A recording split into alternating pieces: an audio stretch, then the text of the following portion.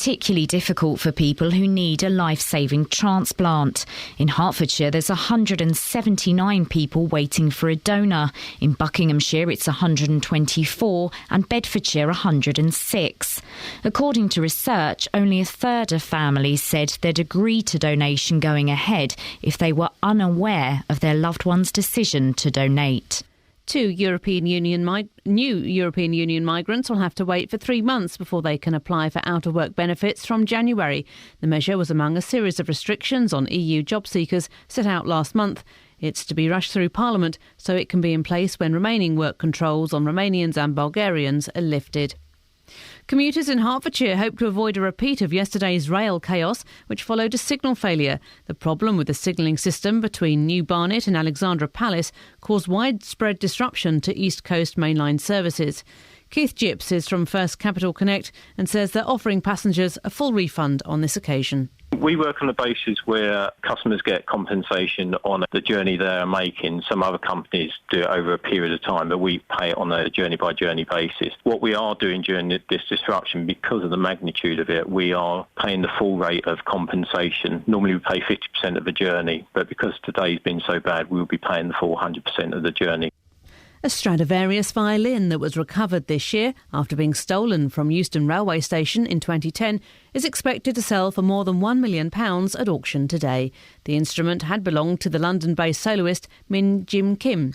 The violin was made by Antonio Stradivari in Italy in 1696 and is one of 600 still in the world. The weather, a dry and bright morning, will give way to more cloud and outbreaks of rain, becoming very windy too, with temperatures up to 11 Celsius. And get the latest news and sport online at bbc.co.uk/3 counties. We're coming to towns and villages all across our counties. BBC Three Counties Radio's big tour of beds, hearts and bucks. Come for the day. Come and have lunch here. Have a wander around. Talk to people. See what's going on. All this week in Buckingham. Very loyal people and everybody knows each other, which is very nice. They do things for children at Chandos Park and everything. And it's really good. The big tour of beds, hearts and bucks. BBC Three Counties Radio.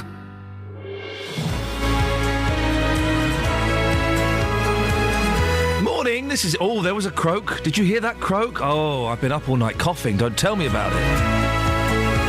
Morning, this is Iain Lee, BBC Three Counties Radio. It's 3 minutes past 6. It's Wednesday, the 18th of December. A week to go, kids. A week to go. I'm off to see a pantomime today as well. Very exciting. A pantomime at 10:30 in the morning? Yeah, I know.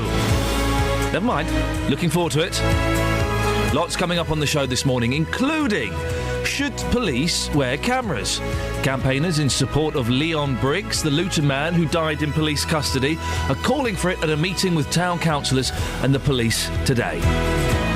And have you had a conversation with your loved ones about whether you're an organ donor? NHS Blood and Transplant say you must. It makes sense. Why would anybody not want to donate their organs? And as actor Tina Malone has a baby at the age of 50, I want to know, when are you too old to have a baby? Lots of ways to get in touch. Facebook.com/BBC3CR. You can send me a text, 81333. Start your text 3CR. Or you can give me a call, 08459 455 555. Across beds, hearts and bucks. This is BBC Three Counties Radio. Now, campaigners in support of Leon Briggs, the Luton man who died in police custody, are calling for all police officers to wear video equipment to reassure the public. The Justice for Leon Committee is making the case to police and councillors at the Town Hall in Luton this afternoon. 39-year-old Leon died at Luton Police Station on the 4th of November this year. Well, I'm joined bright and early in the studio with Glenn Jenkins from the J4L Committee. Morning, Glenn. Good morning, Ian. You want all police officers to wear cameras? Yeah. Tell me why. Because it's something that over the years there's been thousands in state custody, 5,900 and some people since the 70s have died in state custody. Wow, okay, that's a huge figure. That's a huge figure, and never one single prosecution ever. So this has led to, particularly in the black community, a massive distrust in the police, which isn't healthy for society, isn't healthy for us. And of course, now we're left with one of our friends in Luton who's died in custody, a family grieving, and not only grieving, haven't got a clue what happened. Now, whether it be Mark Duggan, whether it be Iain Tomlinson, whatever, in all of those cases where cameras were present, where they were, the verdict was clear. Iain Tomlinson, for example. Before that, they had him down as a heart attack, with a pathologist saying that was the case. Mark Duggan, was he executed? Did he have a gun? No one knows. Now, if those officers had tunic cameras on at the time, and crucially, Luton police are going to come on here, Alf Hitchcock or whoever come on and tell you that they're trialling this in Luton, we're trialling it in Stafford. They are trialling it, but they have discretion as to when or not those cameras are on. So I think Alf is coming on a bit later on, or someone's coming on, certainly. You're saying that the trials that are taking place at the moment, the cameras aren't on all the time. When do they get switched on then? Well, that's exactly the question, isn't it? That it seems to me, and it seems to others, that when they'll get switched off is when there's some sort of aggression due to happen, whether that's a stop and search, whether that's an arrest, an imminent arrest or whatever. So, we're crystal clear in Leon's law that Leon's law should be something that's brought in immediately in Bedfordshire, because it can be without any legislation change needed whatsoever. The Chief Constable could do this today. And she said at the public meeting, I'll do all in my power. Well, let's make sure, Chief Constable, that camera is on every tunic, and if you turn it off, it's a disciplinary offence. And then what you'd have then, Iain, is you would have complete transparency. I would imagine that for some of the youth on the street, it'd be like living in a different country, because, as you see on cops on camera, the cops will act differently, like all human beings will, when they know they're being recorded. Now, I'm a big civil rights campaigner, and the balance between freedom and privacy, if you like, in terms of not wanting my face on a police camera just in the street, if it was done properly, and we've got Liberty and Bernberg's looking at this for us to do a civil rights review over the next 8 weeks, today's meeting with the councillor is the beginning of an 8-week period where we talk to the public, talk to the civil rights lawyers, and say, look, tell us exactly where and when it should be turned off, but crucially, at points of all interaction with the public, which is physical, that camera needs to be on. It does seem odd that we don't have more cameras in the police force, because you would think that it would make giving evidence in court so much. It would make the police's job easier, wouldn't it? Well, that's why the police are trialling it, because they're not stupid, you know what I mean? They know that if you've got a camera of an interaction and it records it, then the statement is a lot easier, because everyone's got a memory of it, everyone's got a digital memory. But the police want the benefits, but not the public protection side of it, yeah, which is just classic, and we're not going to have that for a minute, Iain. I promise you. If Leon Briggs, my brother and friend and neighbour, isn't going to die in vain, right, then this change is going to come about because of what's happened to Leon and others. And we're working with friends and families of other victims of police. I mean, if you look at the figures, right, something has to be done. And the riots that happened after Mark Duggan's thing, that's because there's petrol all over the road in this country, which is constant bicker, harassment between police and kids on street, and it ends up like a war. Now, if you had cameras on the police, and I wouldn't want cameras on bus drivers it's because you physically interact with people, and we pay you to arrest people. And what it would mean, as far as I can see, is that the police would have to learn A, manners, and B, in their approach, and B, proper restraint techniques that are safe, that are not going to kill people, and because we still don't know what's happened to Leon, and that in itself, the family don't know, that in itself is a tragic addition to their pain, which isn't necessary, because police already wear cameras in Stafford. In Stafford, it costs them 300 grand, Iain. 300 grand. And by the way, in Rialto, in California, they trialled this. Southern law people, the civil rights people, said the balance between the accountability gain and the privacy loss is worth doing, because police complaints went down 80%. Violent incidents between the police and the public went down 66%. Now, my God, they would save the money on administering those complaints, not that they ever get anywhere. What's happening at the meeting today? What's the meeting about? It's a meeting of the heads of police, council. It's called the CPG. I can't exactly get the initials right, but it's a meeting of the heads of council, which meets to try and draw down the tension. And ever since this incident and other incidents like Justice for Jordan, other incidents we've had in town, after that there's meetings where we can try and sort of see that things don't kick off and all of that. And so it's cooperation to keep things calm and all of that. And they're having this meeting today, and we've said to them, look, if you're really serious about doing something in this town and in this country, then Leon's Law is a positive, absolute solution short term. In the medium term, the real problem, Ian, comes from the fact that a policeman can bend you up on the street, right? You go in front of a magistrate, he'll tell the magistrate what's happened, you tell the magistrate what's happened. He's going with a cop all the time, right? Now, if judges were accountable for that, if you're a doctor and you make a decision that mashes up somebody's life, you rightly get struck off for negligence. Whereas if you're a judge, you can make a wrong decision, put someone in prison, let a thug walk, even if he was a police officer, and nothing happens to you, even if it gets turned over at a later court. Now, if those judges were accountable, then the police wouldn't have the licence that they have. So there's bigger changes, but in the immediate, cameras on tunics is crucial here. Glenn, I appreciate your time this morning. Maybe we can have a chat tomorrow to see how the meeting went. Is that okay? We sure can, mate. Excellent. Thank you very much, Glenn Jenkins from Justice for Leon. 08459 455 555. What do you reckon? Cameras on the police. I'm struggling to think of why it would be a problem. It makes sense, doesn't it? Doesn't it? 08459 455 555. If you want to find out more about the campaign, you can go to Justice for, the number 4, Leon Briggs on Facebook.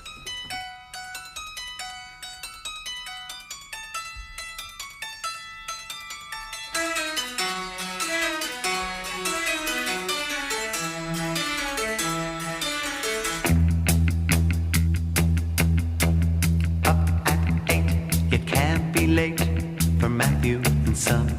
He won't wait. Watch them run down the platform 1 and the 8:30 train to Matthew and Son. Matthew and Son, the work's never done. There's always something new. The balls in your head, you take them to bed. You're never ever through. They've been working all day, all day, all day.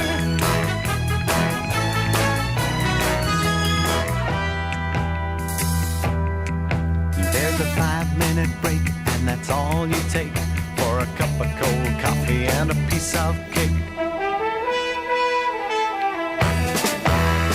Matthew and Son, the work's never done. There's always something new.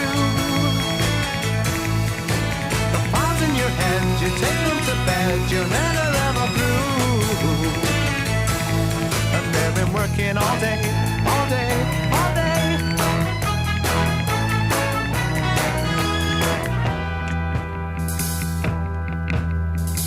He's got people who've been working for 50 years. No one asks for more money, cause nobody cares, even though they're pretty low and their rent's in arrears.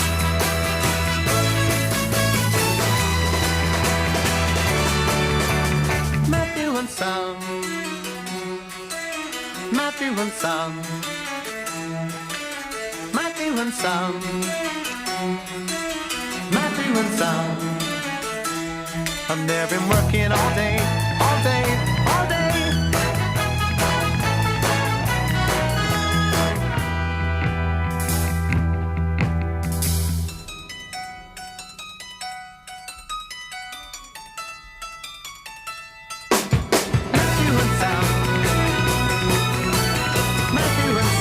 Cat Stevens, inducted into the Rock and Roll Hall of Fame, along with Kiss. 08459 455 555. Would you like to see your police wearing cameras all the time so they can film everything? We'll take your calls on that after a little bit of travel with Alice.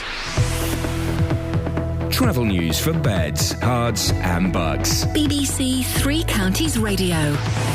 Good morning. Things looking good out there on the cameras. The speed sensors are picking up morning delays in Harpenden, though, on the High Street. That's in both directions around Station Road. Also in Clop Hill, the A6 southbound looking a little slow approaching the roundabout at Warren Wood. This is Alice Glossop, BBC Three Counties Radio. Thank you, Alice. 6:16, Wednesday, the 18th of December. 1 week to go. Oh, I'm so excited. These are your headlines on BBC Three Counties Radio. Campaigners in support of Leon Briggs, the Luton man who died in police custody, are calling for all police officers to wear video equipment. 400 people across the three counties are waiting for an organ transplant. And in sport, the England cricket coach Andy Flower says he still has the hunger to continue in his job. Yeah, I bet he does. He won't be, though, because they're rubbish. The weather today, a dry start but becoming wet and windy with a high of 11 Celsius. BBC Three Counties Radio.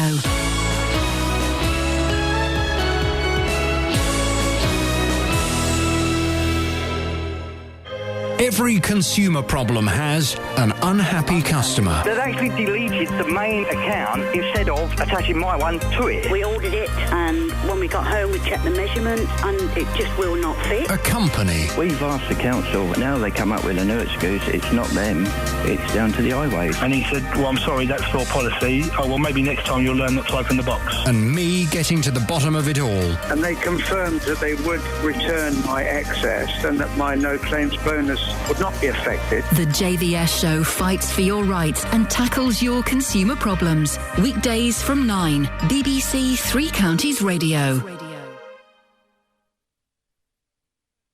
I'm just playing on the computer. Sorry, I'm all over the shop today. What's wrong? Where are you going? Where's she going? She's running in to chat to you. Why? You're all over the shop because you're eating hobnobs. I'm eating hobnobs. What's wrong? Get some headphones. Why? Because I need to listen. I've just typed in... Look, what's... You're welcome for the biscuits, by the way. What are you looking at? Well, I've just found this. What on earth is this? Peter Talk Teas. I'm going to have a little listen to this. Hang on. Well, you know, I've tried a half a dozen ways to talk about it. It's Peter Talk of the Monkeys. What's this doing on my computer? None of them does justice. There was it certainly was a, I mean, if I say it was a... No, it was J-Dog. It was exciting. I'm trying to find a specific song, that's what it is. Here's Bob Dylan, Must Be Santa.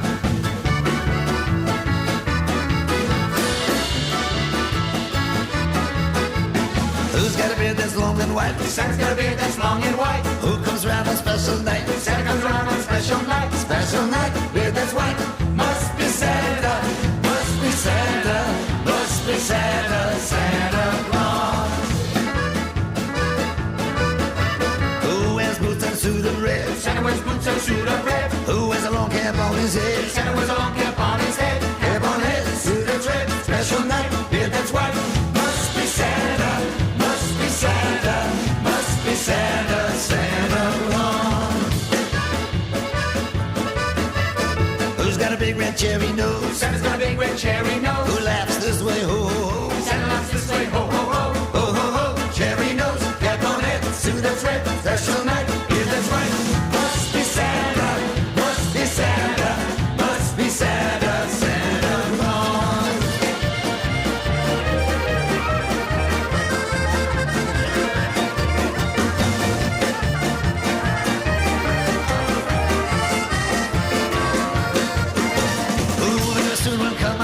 Santa very soon will come our way. 8 little reindeers pull his sleigh. Santa's little reindeer pull his sleigh. Reindeer sleigh, come our way. Ho, ho, ho, cherry nose, cap on head, suit that's red, special night, beard that's white. Must be Santa, must be Santa, must be Santa, Santa Claus.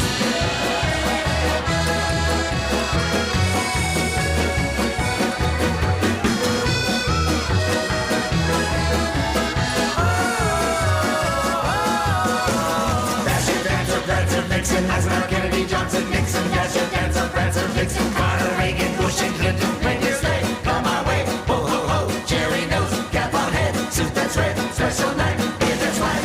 Must be Santa, must be Santa, must be Santa, Santa Claus. Must be Santa, must be Santa, must be Santa, Santa Claus.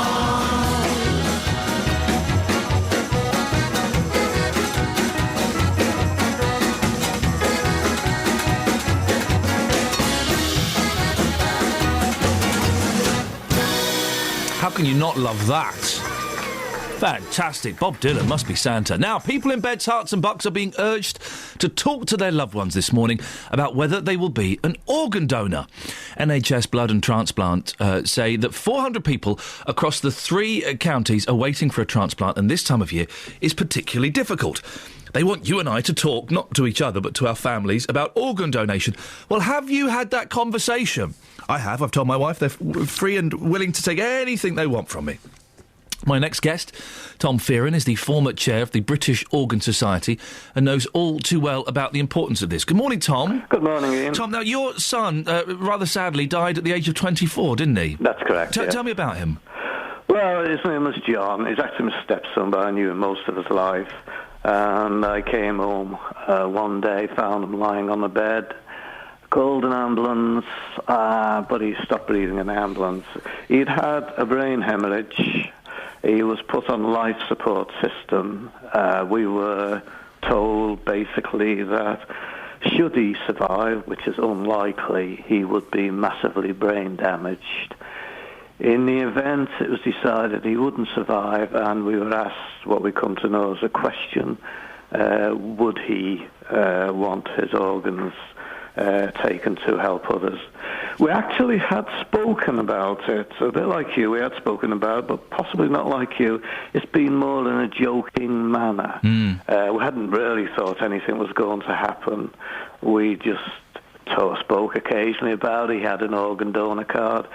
We did find out later that he took it very seriously. His friends told us that, and he had one incident where on holiday in the sun, he tried to convince them to take up the organ donor card and sign on the organ register. But That's quite unusual, I would imagine, for a 24-year-old lad. It was in those days, particularly. Yes, we're talking about 1995. Yes, he was in the Red Cross, so he had ambitions to join the ambulance service. So I suppose in some respects it's what we would expect. But so yes, it was unusual. What organs were used to help other people? Basically what are called the large organs now. As I say, we are talking about 18 years back. And that would be the heart, lungs, liver, kidney. They went to help others.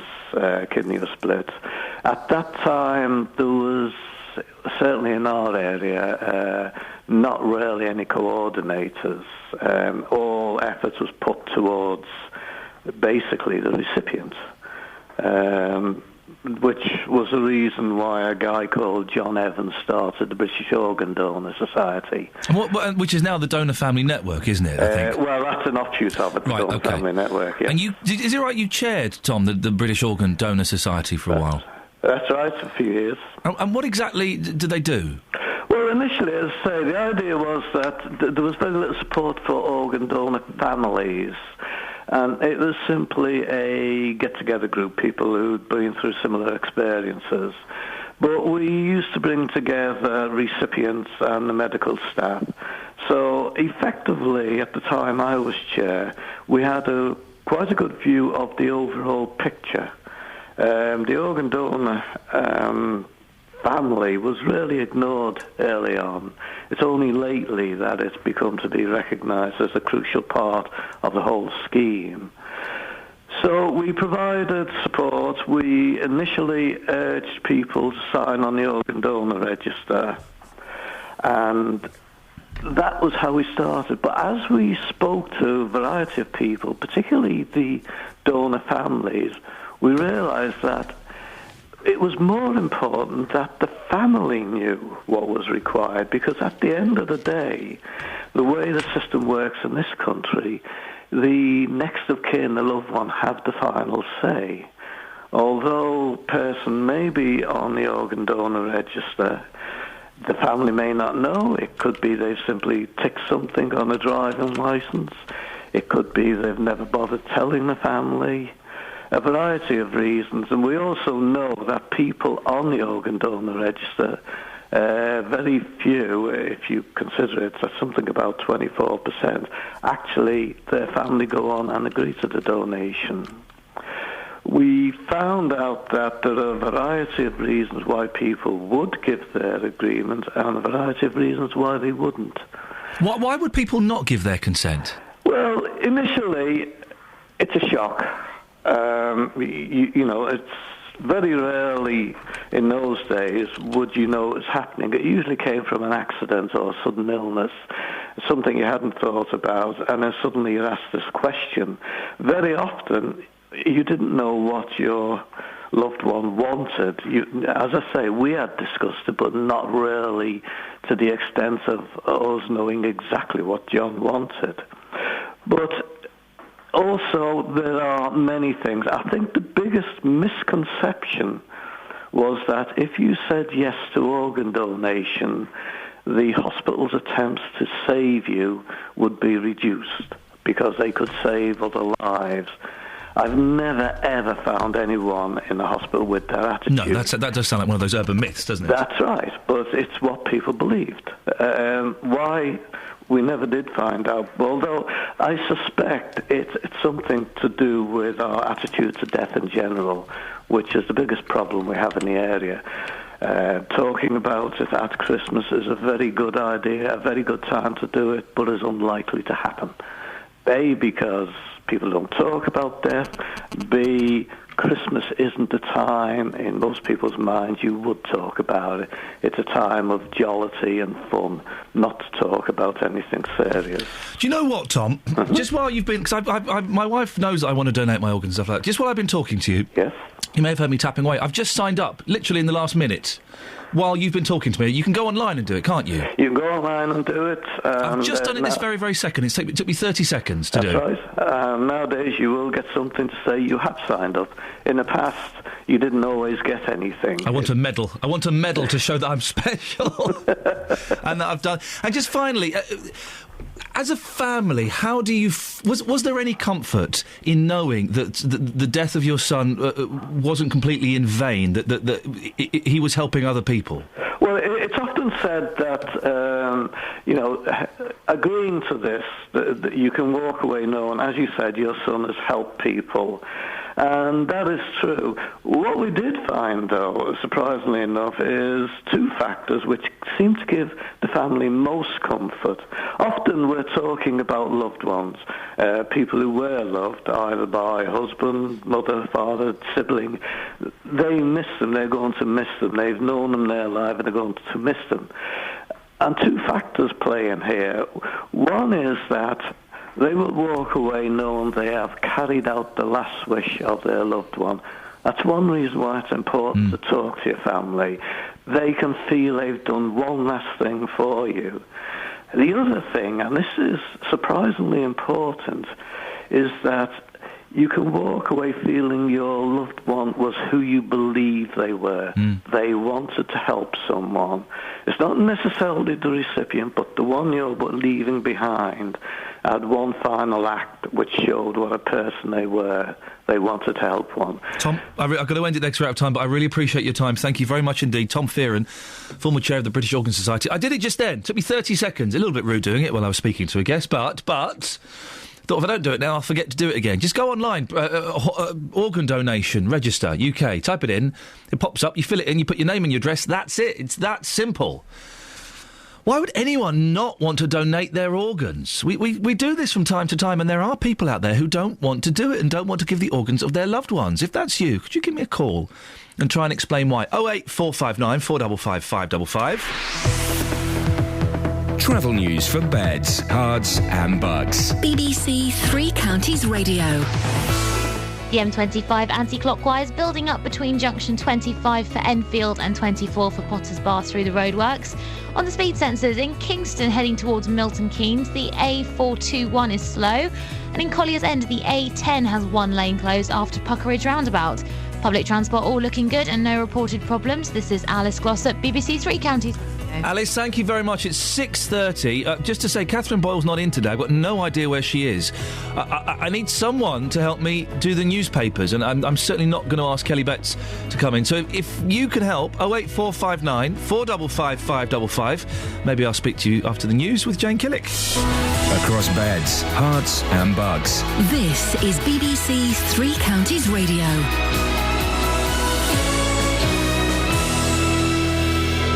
The headlines at 6:30. Campaigners in support of Leon Briggs, the Luton man who died in police custody, are calling for all police officers to wear video equipment. The Justice for Leon Committee is making the case to police and councillors at Luton Town Hall this afternoon. People in Beds, Herts and Bucks are being urged to talk to their loved ones this Christmas about being an organ donor. The NHS says 400 people across the 3 counties are waiting for a transplant. New European Union migrants will have to wait for 3 months before they can apply for out-of-work benefits from January. The move is to be rushed through Parliament before work controls on Romanians and Bulgarians are lifted. The weather, dry and bright this morning, but wet and windy this afternoon. On to sport and in football. Sunderland beat Chelsea 2-1 in the League Cup last night to reach the semi-finals. Manchester City can also look forward to the semi-finals after they won 3-1 at Leicester City. The Milton Keynes Dons captain, Dean Lewington, is hoping their win at Wolves at the weekend will revitalise their season. The Dons are preparing for the visit of Port Vale this weekend. Lewington hopes they can continue where they left off on Saturday. It's a starting point. It's it stops the bad run to an extent, and it's a good springboard now to go and do better. But as you say, there's no point winning one game away at Wolves, and if you're going to lose your next couple. Wycombe striker Stephen Craig has been ruled out for 6 weeks with a thigh injury suffered in Saturday's League 2 match against Scunthorpe. The England cricket coach Andy Flower says he still has the hunger to continue in his job, but insists he's not looking beyond the end of the current Ashes series at the moment. Following England's defeat in the 3rd Test in Perth, Flower says he'll meet captain Alistair Cook and the rest of coaching staff this morning to discuss selection policy for the remaining 2 tests. And tennis veteran Billie Jean King will be one of 2 openly gay athletes in the US delegation for the opening and closing ceremonies of next year's Winter Olympics. The move is seen as a direct response to Russia's controversial new law that targets homosexuals. BBC 3 Counties News and Sport. I'll be back with a full bulletin at 7. Call 08459 455 555. BBC 3 Counties Radio. Anybody got an idea where Catherine Boyle, my show's producer, is? No one has a clue where she is today. Shame on her. Shame on her. 08459 455 555. I'll try and struggle through the newspapers. I'm on my own. I'll be very brave about it. But first of all, here's a cracking Christmas song that you probably won't have heard before.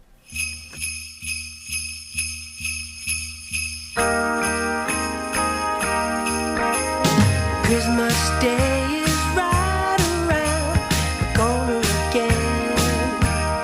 After one more year, it's almost gone. It's a time for gathering together with friends to rejoice with laughter and a song. Christmas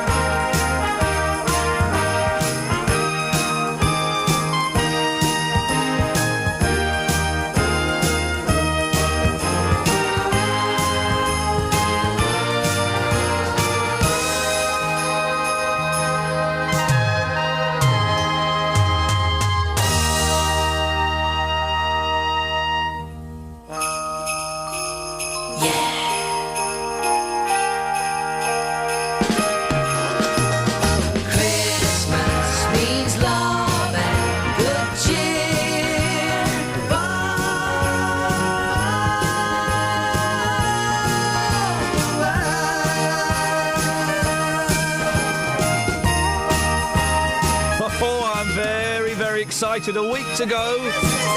A pantomime today. Oh, yes, please. All the Christmas shopping is done. I need to do the boring wrapping. I hate the wrapping. My wife is an excellent rapper. In terms of being able to wrap presents. She can do that as well. She knows all the words to Vanilla Ice. I know. She's an excellent rapper, but she's so good at rapping. I've said this before. She's so good at rapping that disabled people and children are unable to open the presents that she wraps. Which is a shame, as both of those people at parties are represented in my family.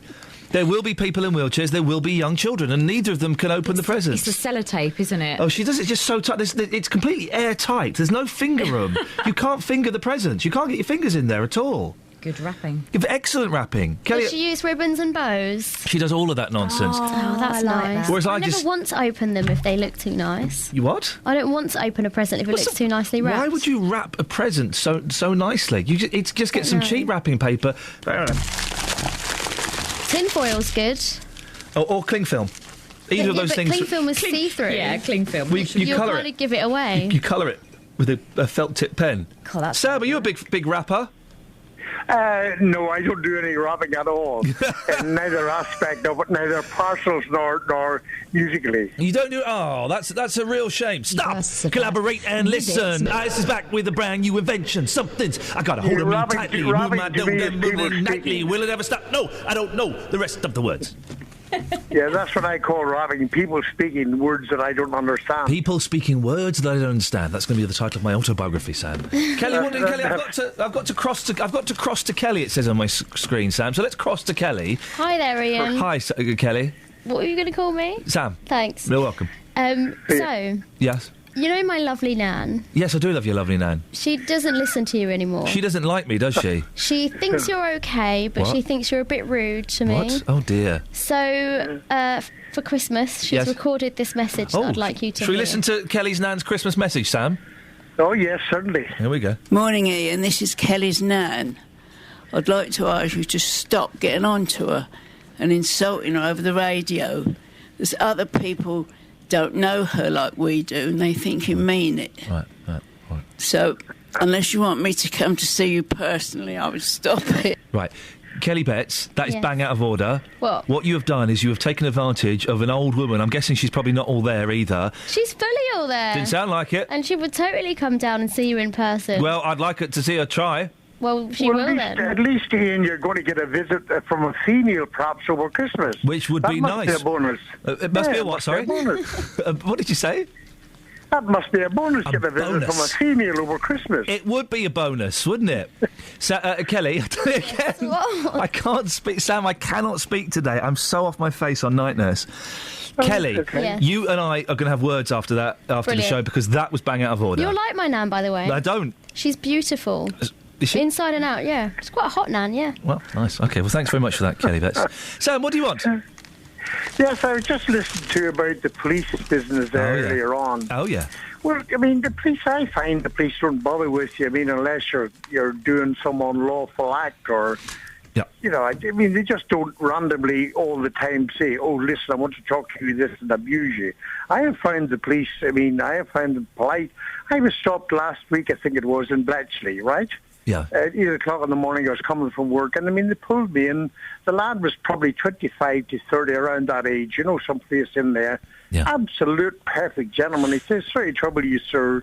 We're just doing a random breath test here, I said, that's fine. He said, blowing that, with the normal procedure. And I said, thanks very much for your time. Safe journey home. There was no rudeness but I have never experienced any rudeness from them anyway. But Sam, I'm assuming that you're a white gentleman.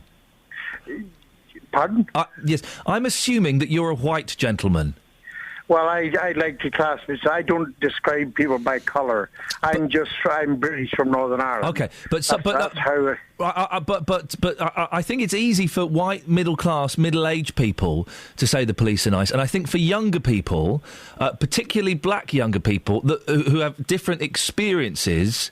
and feel that they are treated differently by the police. No, I don't think that's correct. You don't think that happens? I disagree with you that. No, I think that's just jumping on the bandwagon. I'm just going by what I've heard, because I've been stopped by the police. Sometimes they've been very, very polite. Sometimes they've been a little bit rude and a little bit cocky.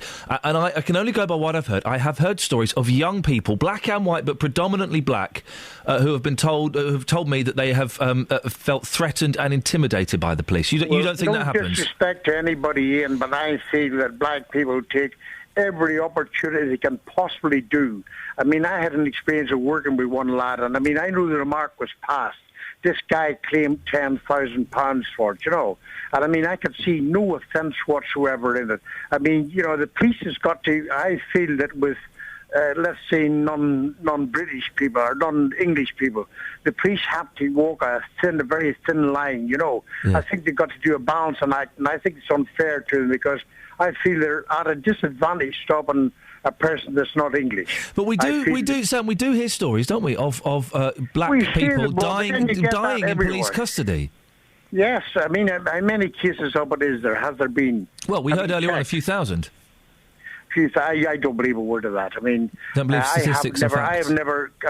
I have never managed to accumulate that many over the years, looking at the papers, the news, etc. Okay. I think that's a load of bull. Sam, SH1T. Thank you very much indeed. I appreciate your comment there. 08459 455 555. Have a nice evening. No, goodbye. Have a nice evening. Thank you. Well, I was going to ask him about something else. I was looking at the papers. There's a story here that's kind of struck me as a little bit odd. Page 3 of The Sun. Wow. TV Tina has baby girl at 50. Shameless star calls her flame. Oh, for goodness, there's two things here, isn't there? There's having a baby at the age of 50, a woman having a baby at the age of 50, and also giving babies stupid names. Shameless star Tina Malone has given birth age 50 and called her baby girl Flame. The actress who played Mimi Maguire in their hit TV show has told pals the tot is absolutely perfect. Tina and her husband Paul Chase, who at 31 is 19 years her junior, tweeted, "Proud to announce the arrival of our baby girl. Can't wait to spend Christmas as a family." What do you reckon? 50 for a woman to have a baby? She had it with IVF. She underwent IVF treatment. She was originally expecting twins, but a scan showed one had died.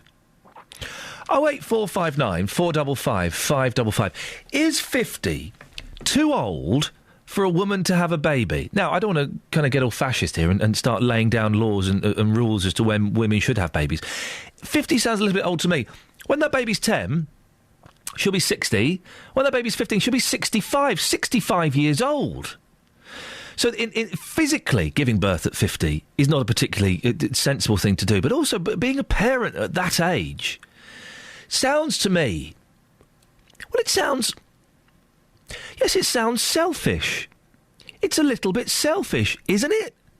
08459 455 555. How old were you when you gave birth? Is there an age, is there a cut-off point beyond which you shouldn't have children? 08459 455 555 is the telephone number. 81333. Start your text 3CR. I think a woman having a baby at the age of 50 is a little bit selfish. It's obviously risky as well, isn't it? She was having twins. One of them died in the womb. So it is risky. It is dangerous. And I know women have babies older now because of advances in medical technology, but there has to be a limit, doesn't there? Doesn't there? I think she went abroad to get it done. I'm not totally sure. 08459 455 555. How old is too old for a woman to have a baby? There we go. We managed to get through that perfectly. Excellent stuff. 6:45 exactly. Let's get the travel news now. Here's Alice. Travel news for beds, cards and bugs. BBC Three Counties Radio. Things starting to get busy on the M25 anti-clockwise. That's through the roadworks between junction 25 for Enfield and 24 for Potters Bar. On the A1M southbound, already looking a little heavy at junction 7 for Stevenage. And in Harpenden, St Albans Road looking slow at Station Road. Public transport, no reported problems. This is Alice Glossop, BBC Three Counties Radio. Thank you very much indeed. Right, 6:45. It's Wednesday, the 18th of December. I'm Iain Lee. These are your headlines on BBC Three Counties Radio. A campaign launched after a man died in police custody in Luton is calling for police to wear video cameras. 400 people across the three counties are waiting for an organ transplant.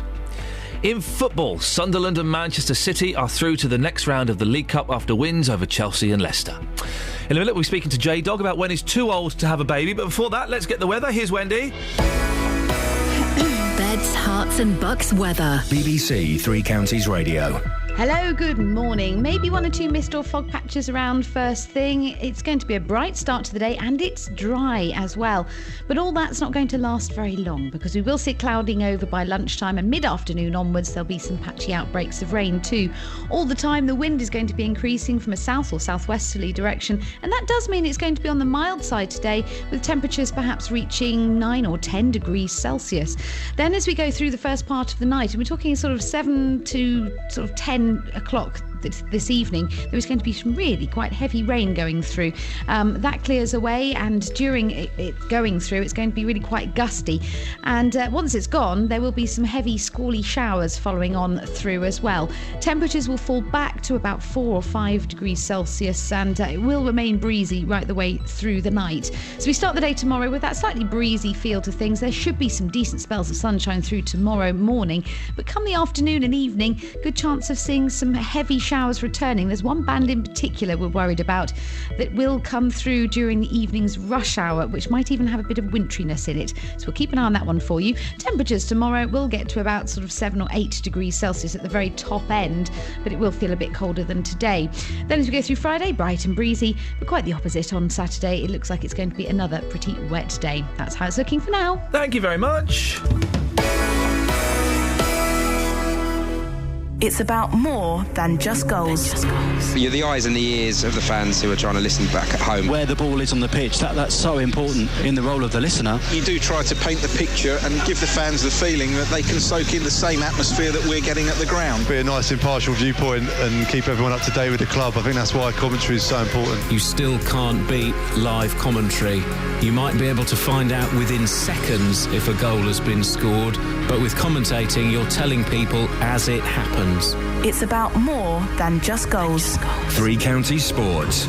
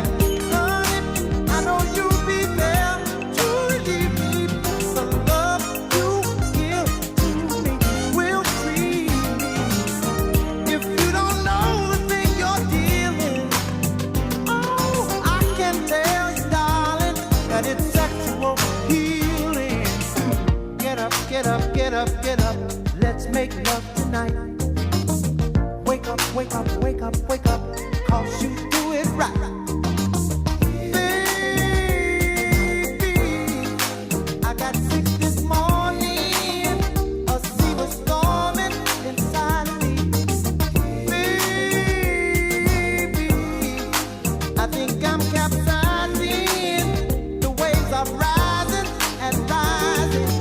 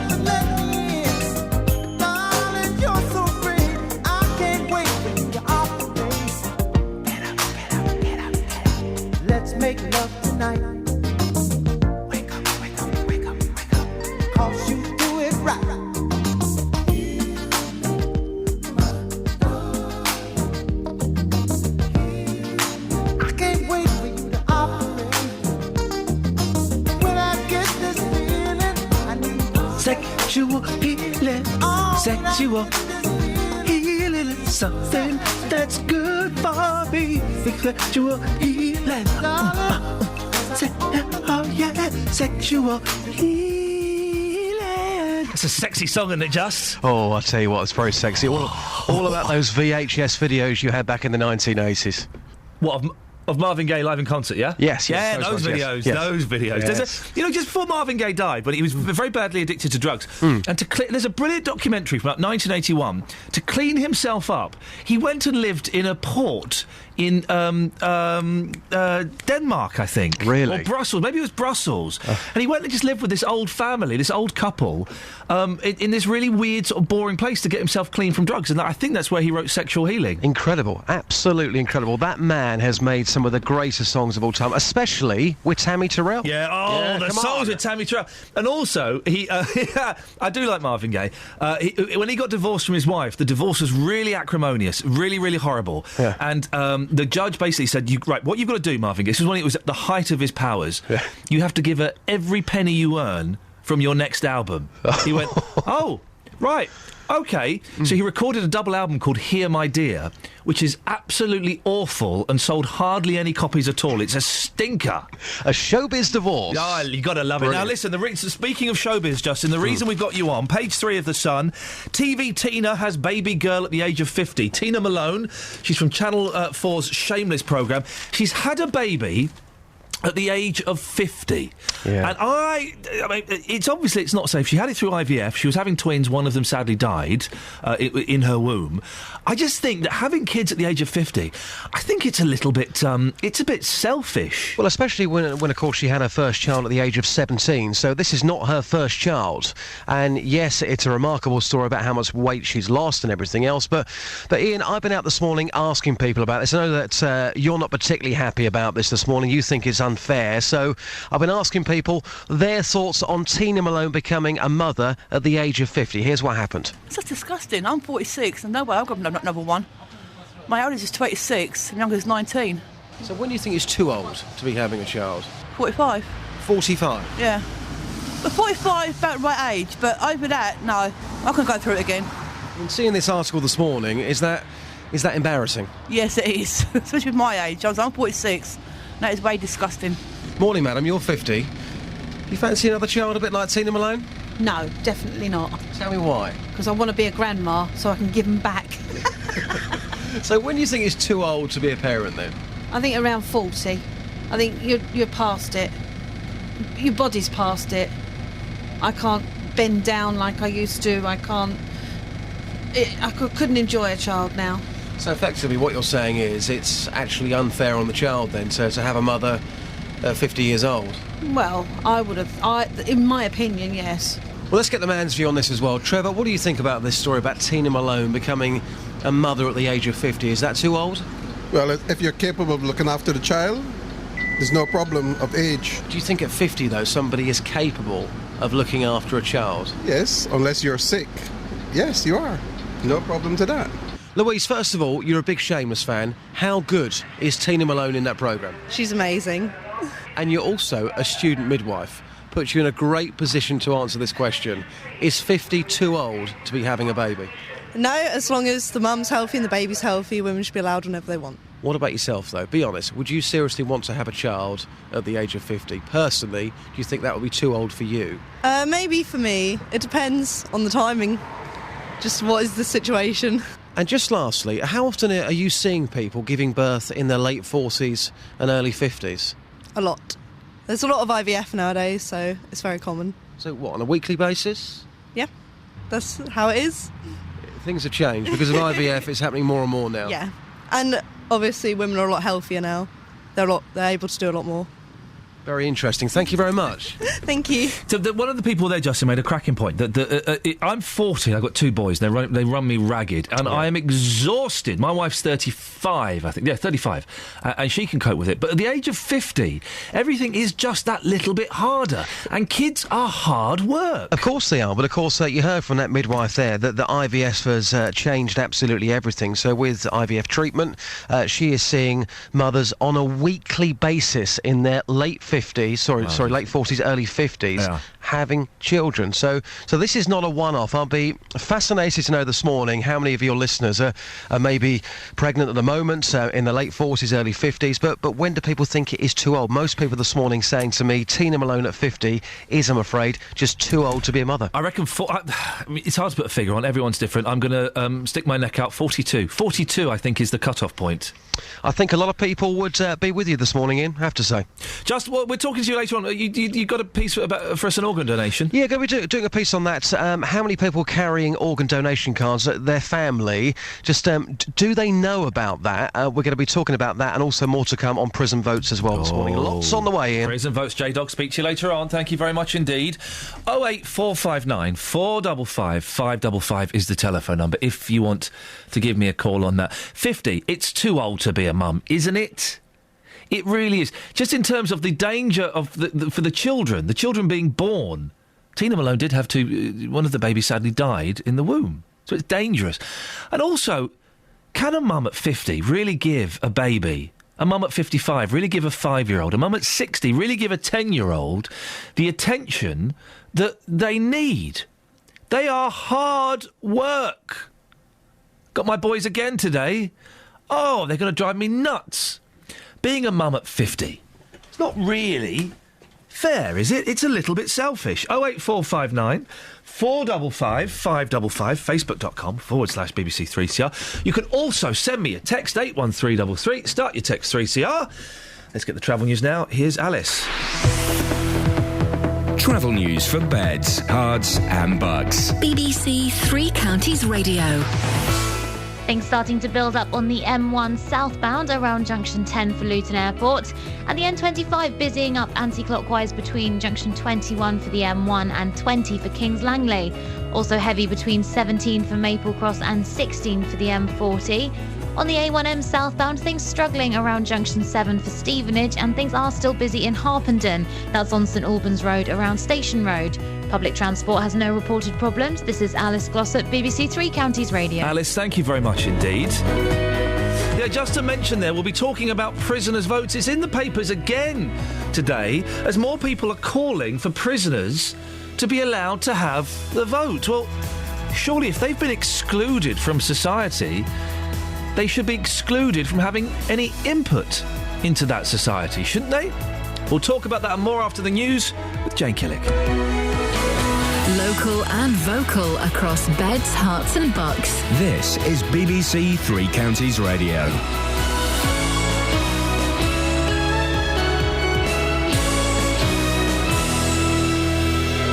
It's 7 o'clock. I'm Jane Killick. The headlines. Campaigners in Luton call for police to wear video recording equipment. 400 people in beds, hearts and bucks waiting for an organ transplant, and promise of a refund after rail chaos in Hertfordshire. BBC Three Counties Radio. Campaigners in support of Leon Briggs, the Luton man who died in police custody, are calling for all police officers to wear video equipment. The Justice for Leon Committee is making the case to police and councillors at the Town Hall in Luton this afternoon.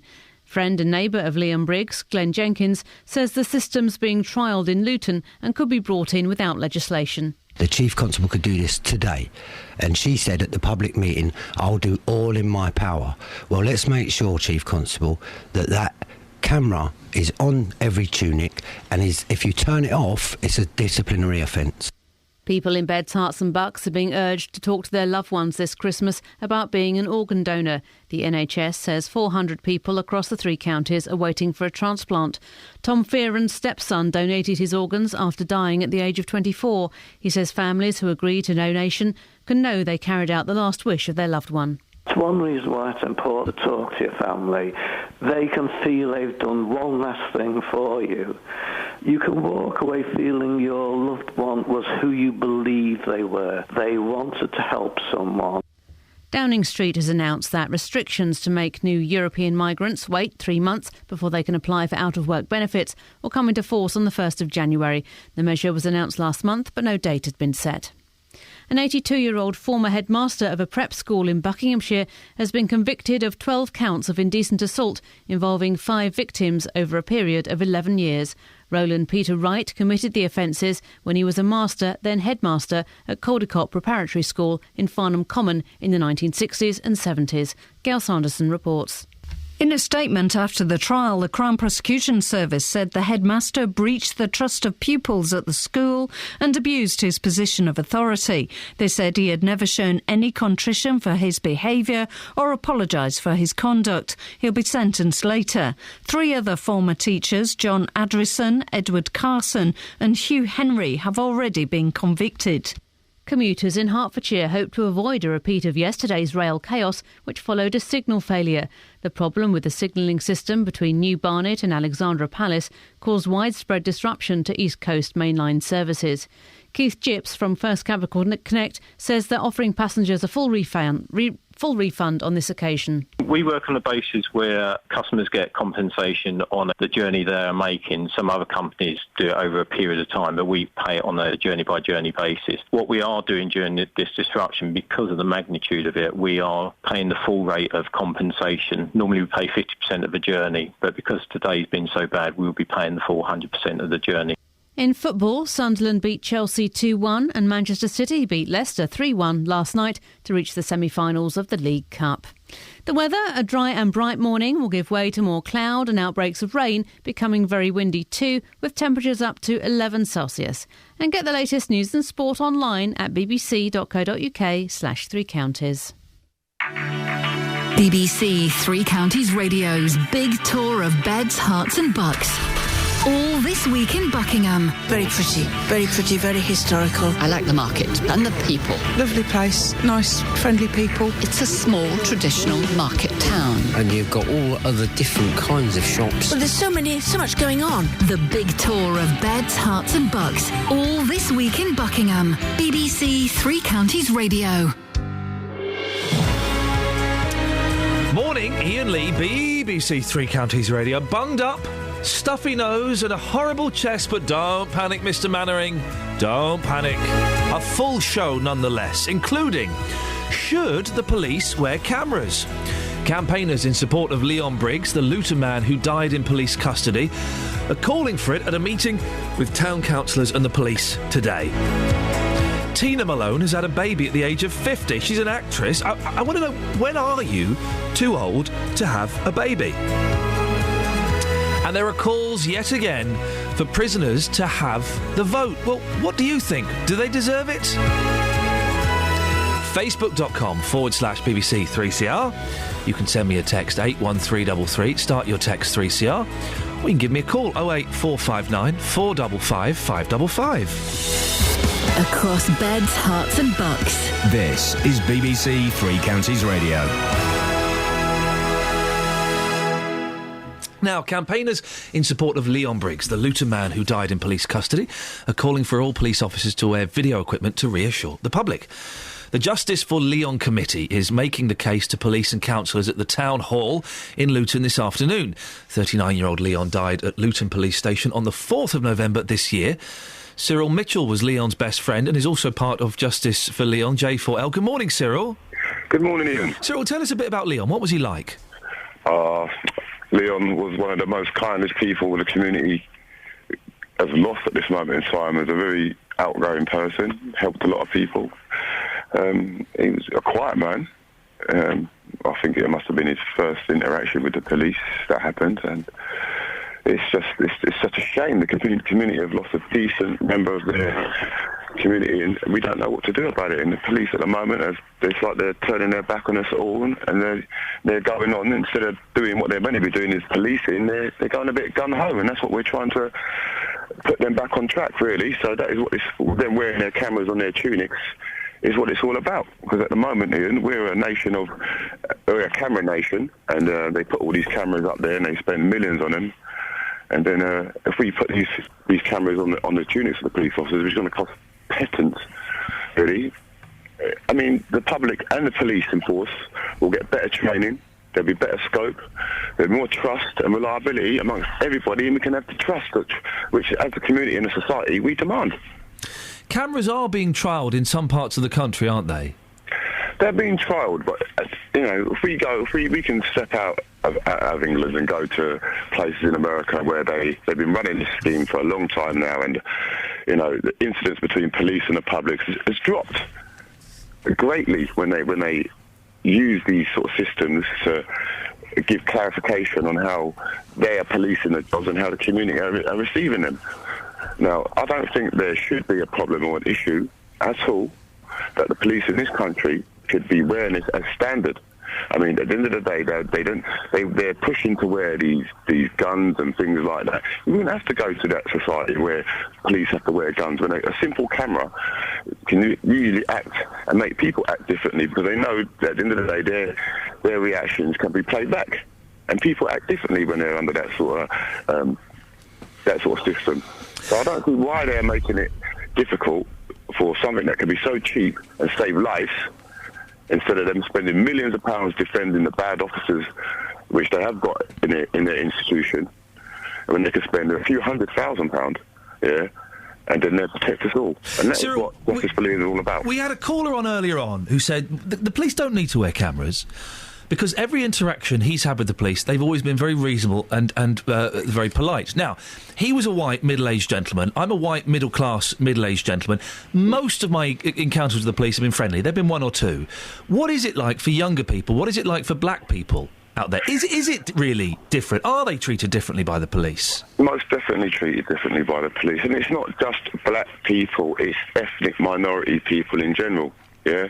Now, and it's not just the ethnic minority now. You get young... We're a multinational community society, yeah? And the police have to deal with a lot of different people from a lot of different backgrounds, yeah? But they tend to pick on the younger, under 35 to, say, 18 to 35, and treat that sort of category of people much different, much rougher. I think at the end of the day, the police are the same age as the people they're policing. And they go home at the end of the day, get their little Game Boys out, and they start going on Grand Theft Turismo, and then all of a sudden they step back into their uniform, and they forget to leave that system behind. And that is what's happening with a small minority of policing. Cyril, are you going to be at the meeting today?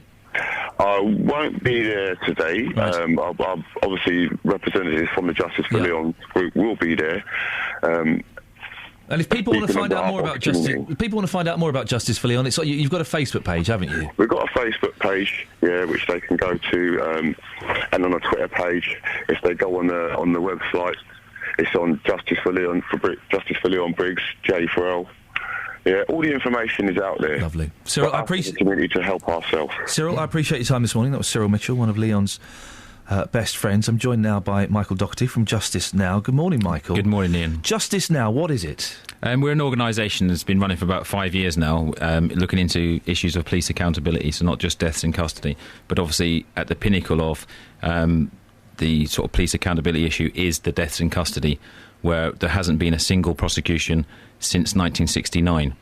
Now, I've become involved with the Justice for Leon Committee in Luton, because I'm running, there's quite a historic criminal prosecution running at Luton Crown Court shortly, which I'm involved in, of the police.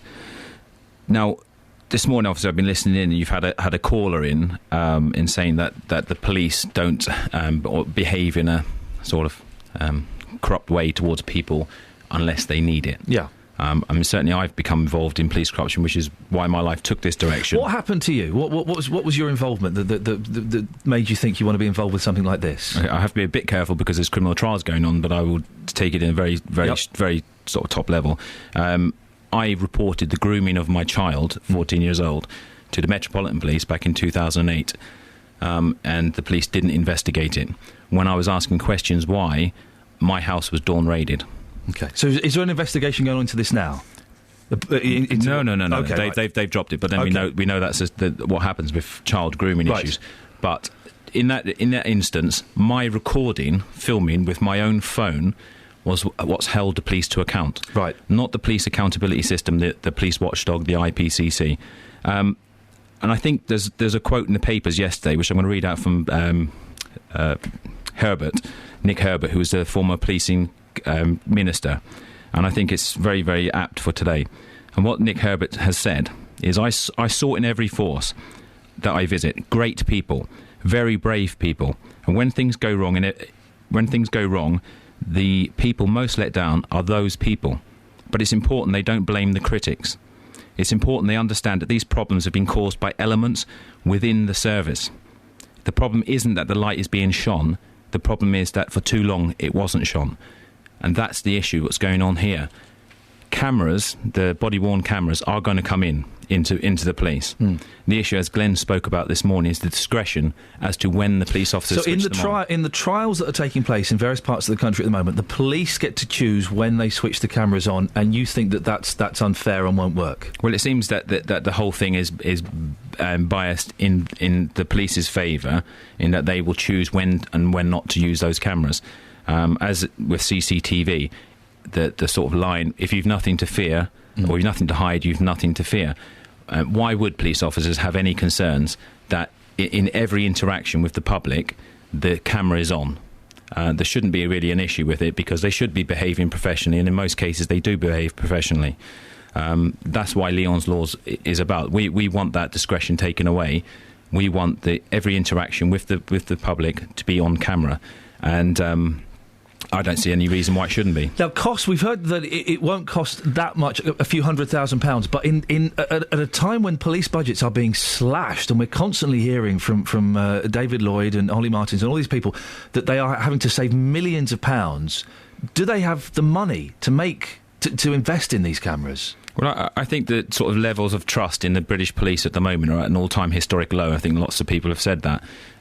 That's a cost in itself. There's massive amounts of complaints against police, litigation against police in these circumstances. The riots, which have come about predominantly from a police accountability issue, as Glenn said, the fuel on the streets of the country, of all those little interactions where this is most people's interaction with the state, is their interaction with the police, and how they feel towards the state is how they having those interactions with the police. I think it should be just a professional relationship with the police. They should be respectful to people, and seemingly this isn't the case. I speak to people in what I do with Justice Now up and down the country, and I've heard some atrocious stories of people's interactions with the police, not just in Bedfordshire, but throughout the country. What's happening at the meeting today? What can possibly be achieved at the meeting today? Obviously, I think it's very, very important. I think that I'd just like to say that the Justice for Leon Committee are a group of really dedicated individuals from the Luton area. They should get every support from the community, because they're doing a sterling effort. And the fact that this is now on the council's agenda, and you've kindly put the agenda on BBC Three Counties, I think is fantastic. It's on the agenda, and let's see where it goes from there. I'd like to say, because I think it needs to be cleared up about the numbers of deaths in police custody. Yes. Okay, so to get some figures, Glenn's talked about state deaths in custody, about 5,000-6,000. From the organisation Inquest, since 1990 to date, there's been 1,476 deaths in police custody. In police custody? Correct. And I'd like to take you some figures just to give you a very quickly, if you will, very quick comparator. In Germany, a 10-year period from 93 to 2003, there were 128 deaths in police custody. These are IPCC figures from 98 to 2009, a 10-year period, 333 deaths in British police custody. So that's it's big... significant. Michael, I appreciate your time this morning. Thank you very much indeed. Michael Doherty from Justice Now, 08459 455 505. Just say we're getting reports this morning that Ronnie Biggs, the great train robber, has died. We can't confirm this, but apparently lots of people are saying it on Twitter, so we'll bring you more information as soon as we get it. It's 7:15. It's BBC Three Counties Radio. Let's get the latest travel news now. Here's Alice. Travel news for beds, cards and bugs. BBC Three Counties Radio. The M25 anti-clockwise, those delays building up now between 21 for the M1 and 20 for Kings Langley. Also very slow between 18 for Chorleywood and 16 for the M40. M1 southbound looking busy around 10 for Luton Airport and 7 for Hemel Hempstead. And slightly further afield on the M1, still heading southbound, there's a partially blocked between 15 for Northampton and the Newport Pagnell services. Queues are building up on the approach there after an accident. Public transport has no reported problems. This is Alice Glossop, BBC Three Counties Radio. Alice, thank you very much. 7:16. It's Wednesday, the 18th of December. I'm Iain Lee. These are your headlines on BBC Three Counties Radio. A campaign launched after a man died in police custody in Luton are calling for police officers to wear video cameras. 400 people across the 3 counties are waiting for an organ transplant. And as you've just heard, we are getting reports that Ronnie Biggs, the great train robber, has died, and we're just seeking confirmation of that, although it's looking like that probably is the case. In football, Sunderland and Manchester City are through to the next round of the League Cup after wins over Chelsea and Leicester. The weather today, a dry start, but becoming wet and windy with a high of 11 Celsius. 08459 455 555. BBC 3 Counties Radio.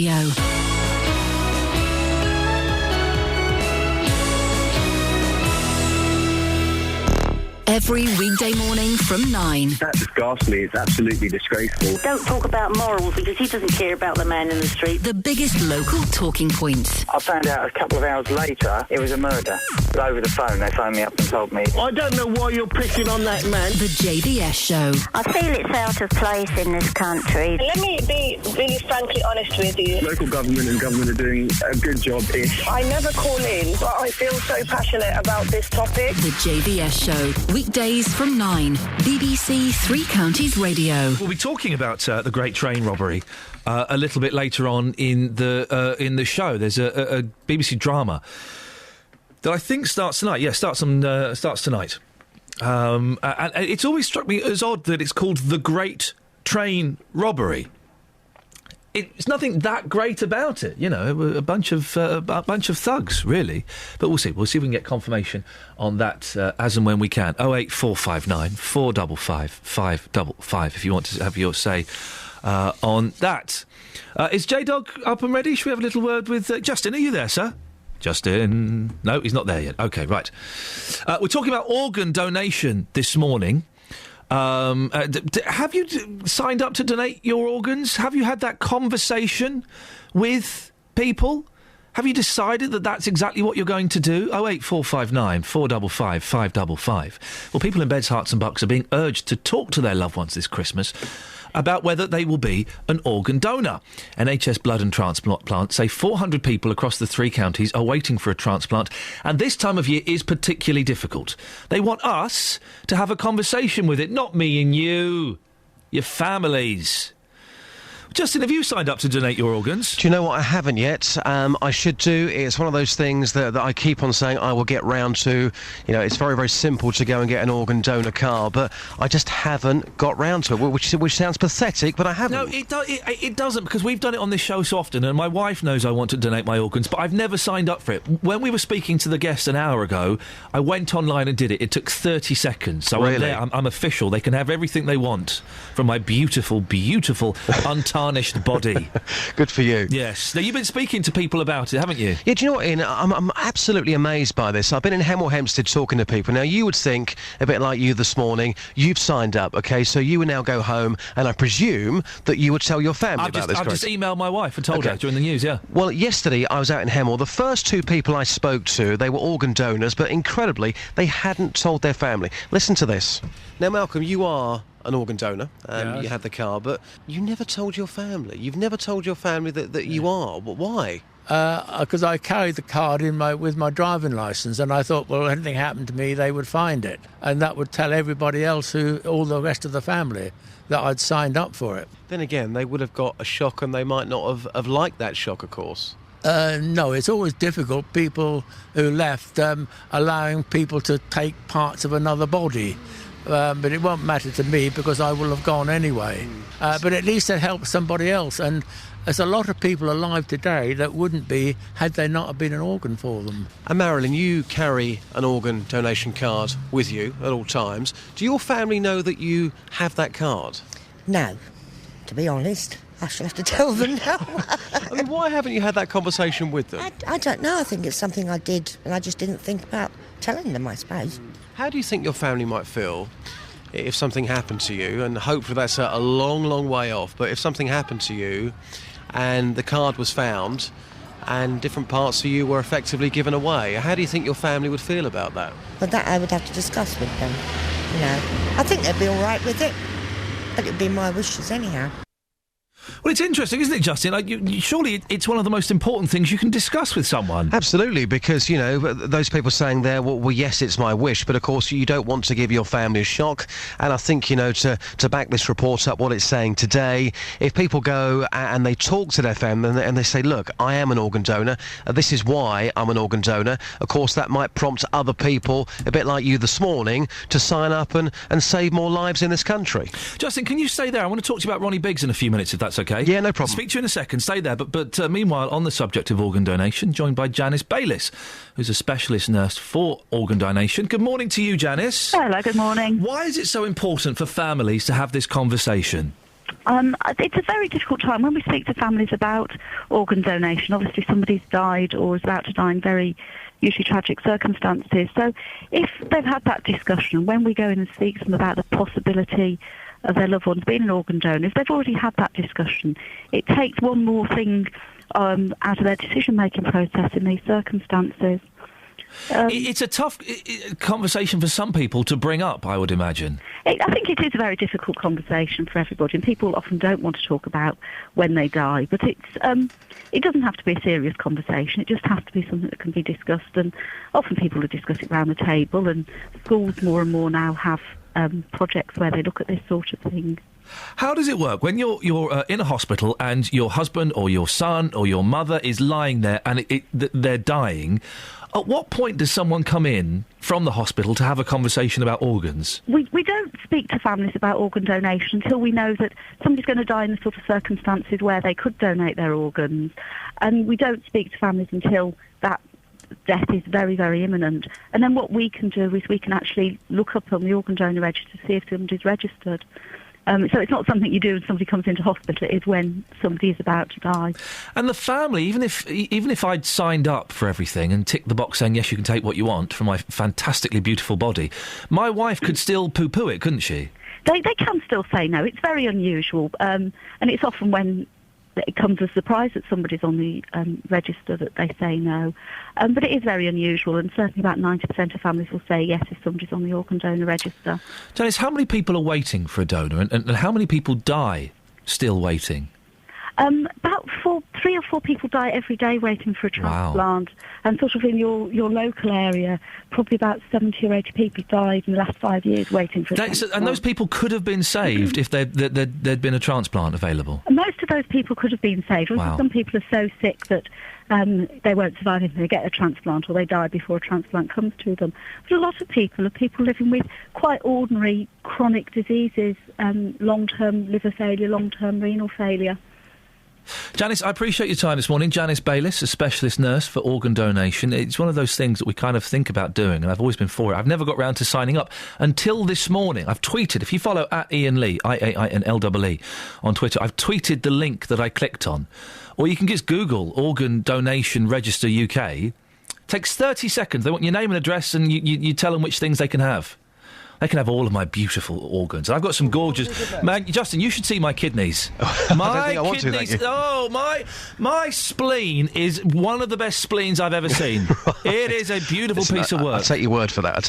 Now, listen, it's funny, isn't it, how these things often pan out. We're going to be talking about the Great Train Robbery, in about half an hour, because there's a new drama on television that starts this evening.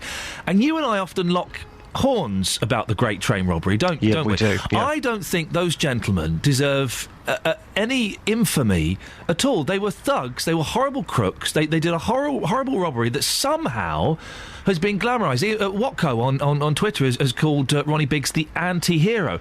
Now, we're hearing this morning, we can't confirm it yet, but we are hearing this morning that Ronnie Biggs has possibly passed away. Why are you so interested in the Great Train Robbery? I'll tell you, something interesting happened there, actually. You probably heard just a brief bit of my conversation. I was talking to a man on the street here in Luton. He's just walked away now, but I said, we believe that Ronnie Biggs has died this morning. He said to me, the man was an absolute legend, a hero. Why? Then he walked off. A lot of people still talk about the Great Train Robbery because it is such a big thing in history. It's that fascination between the cops and the robbers. Even the police at at the time said, you know, that this is absolutely horrible what's happened. The train driver, of course, the injuries that he had, but how they pulled this off was incredible. Still, 50 years on, there is a fascination with it, and of course, particularly for us, because this happened locally. This happened in our part of the world. It happened in Buckinghamshire. Now, because I have to stress, we have no confirmation of this. I know that some news organisations are saying this, and when we have final confirmation, we will let them know. I just think that it was such a nasty crime. A group of thugs went and cost some poor fella over the back of the head, nicked a load of money, and we've all kind of looked up at them as kind of Robin Hoods. But they weren't, they were thugs. It was the way the media portray this. It was one of those events, and again, if you said to anybody right now that was alive back in 1963 of a certain age, what were you doing the day of the Great Train Robbery, they would know exactly what they were doing. Let's ask someone. Dennis in Dunstable. Good morning. What were you doing on the day of the Great Train Robbery? Don't tell me you were clambering on the back of a train trying to get money bags. I honestly don't remember, quite frankly. It was after it happened, you know. Let's try something else. Dennis, what were you doing yesterday? What was I doing yesterday? Thinking about organ donation. Have you, just very quickly, we are getting confirmation. No, we haven't quite had confirmation yet, but we're hearing that Ronnie Biggs has died. Did Ronnie Biggs mean anything to you, Dennis? No, it was a crook. Justin, I'll speak to you later on. Thank you, Ian. Thank you very much indeed. 08459 455 555. Just to say they are still unsubstantiated rumours at the moment, and as soon as we have any confirmation either way, we'll let you know. Dennis, you've called in about organs. Yes. What age have you got to be before they say we don't want the organs? I don't think they want yours. What are you, 88? Nearly 89. OK, yeah, I think... No, I asked this because during the Falklands business, yes, as I was I'd always been a blood donor till then, when I offered my blood, they said, no, you're too old. So, are my organs too old? I mean, I've nearly finished using them. They can have them any time they like. Any time in the near future, I shall have stopped using them. Yours are probably, you know, kind of just barely hanging on. Well, I don't smoke. I've never smoked. I don't drink a lot. I'm not overweight. I take reasonable exercise. You've got creaky bones, though. We can hear those. No, that's the chair. That's what you say. It's a chair. That's what you say. It is. Definitely creaky. No. As I say, so what? So if they don't take my knees. Dennis, finally. Yes. Woman has had a baby at the age of 50. Oh, God. I had our great-grandchildren over yesterday, and by God, I was glad to see the back of them. She's too old, isn't she? Dennis, always a pleasure. Thank you very much indeed. 08459 455 555. BBC Three Counties Radio. Let's get the travel news now. Here's Alice. Travel news for beds, cards and bugs. BBC Three Counties Radio. On the A40 eastbound, a lane is closed after an accident by the RAF Northolt. It's adding to the usual morning queues with congestion back to the Swakeleys roundabout. In Dunstable, the A5 is also partially blocked after an accident at Mayfield Road. The M25 anti-clockwise, slow between 21 for the M1 and 20 for Kings Langley. Also really struggling between 18 for Chorleywood and 16 for the M40. Public transport, no reported problems there. This is Alice Glossop, BBC Three Counties Radio. Across beds, hearts and bugs. This is BBC Three Counties Radio.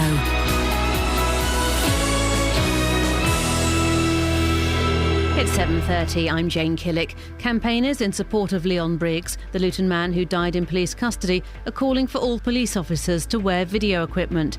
The Justice for Leon Committee is making the case to police and councillors at Luton Town Hall this afternoon. People in beds, hearts and bucks are being urged to talk to their loved ones this Christmas about being an organ donor. The NHS says 400 people across the three counties are waiting for a transplant. New European Union migrants will have to wait for 3 months before they can apply for out-of-work benefits from January. The move is to be rushed through Parliament before work controls on Romanians and Bulgarians are lifted. The weather, dry and bright this morning, but wet and windy this afternoon. Under sport, and in football, Sunderland beat Chelsea 2-1 in the League Cup last night to reach the semi-finals. Manchester City can also look forward to the semi-finals after they won 3-1 at Leicester City. The Milton Keynes Dons captain, Dean Lewington, is hoping their win at Wolves at the weekend will revitalise their season. The Dons are preparing for the visit of Port Vale this weekend. Lewington hopes they can continue where they left off on Saturday. It's a starting point. It's it stops the bad run to an extent, and it's a good springboard now to go and do better. But as you say, there's no point winning one game away at Wolves, and if you're going to you're going to lose your next couple. Wycombe striker Stephen Craig has been ruled out for 6 weeks with the thigh injury suffered in Saturday's League Two match against Scunthorpe.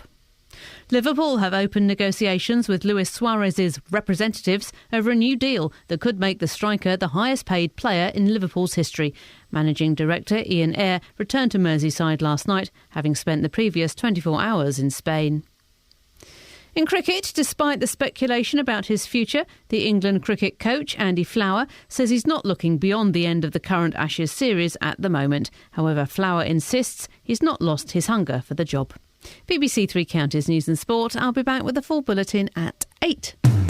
Call 08459 455 555. BBC Three Counties Radio. OK, well, we've just had it confirmed that Ronnie Biggs, one of the great train robbers, has died. What are your thoughts on Ronnie Biggs and the Great Train Robbery? It's looked at as one of those iconic crimes, isn't it? Ronnie Biggs looked at as a sort of anti-hero, a Robin Hood, a poor man stealing from the rich. Well, there were a gang of them. They coshed a driver over the head. They nicked a load of money, and then they all scarpered off the ones that could to different countries to avoid justice. What do you think? I'm really keen to get your thoughts on the Great Train Robbery, on Ronnie Biggs as a person. Is he a hero to you? Is he someone that you look up to? What was that film? Was Buster? Was that about Ronnie Biggs, or was that about another one? I don't quite know.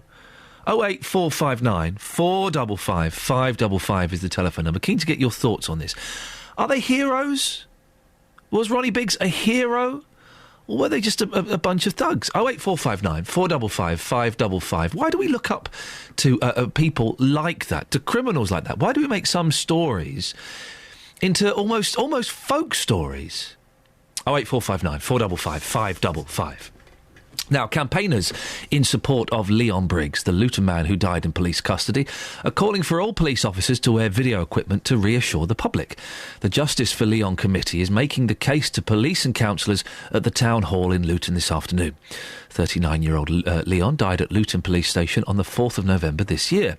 Professor Lawrence Sherman is the director of the Institute of Criminology at the University of Cambridge. He helped design a study looking into how body cameras change cops' behaviour. Good morning, Lawrence. Good morning. Does police wearing cameras, does it really make them behave differently? Well, we did an experiment with police in California in which we added the cameras to some shifts and not others.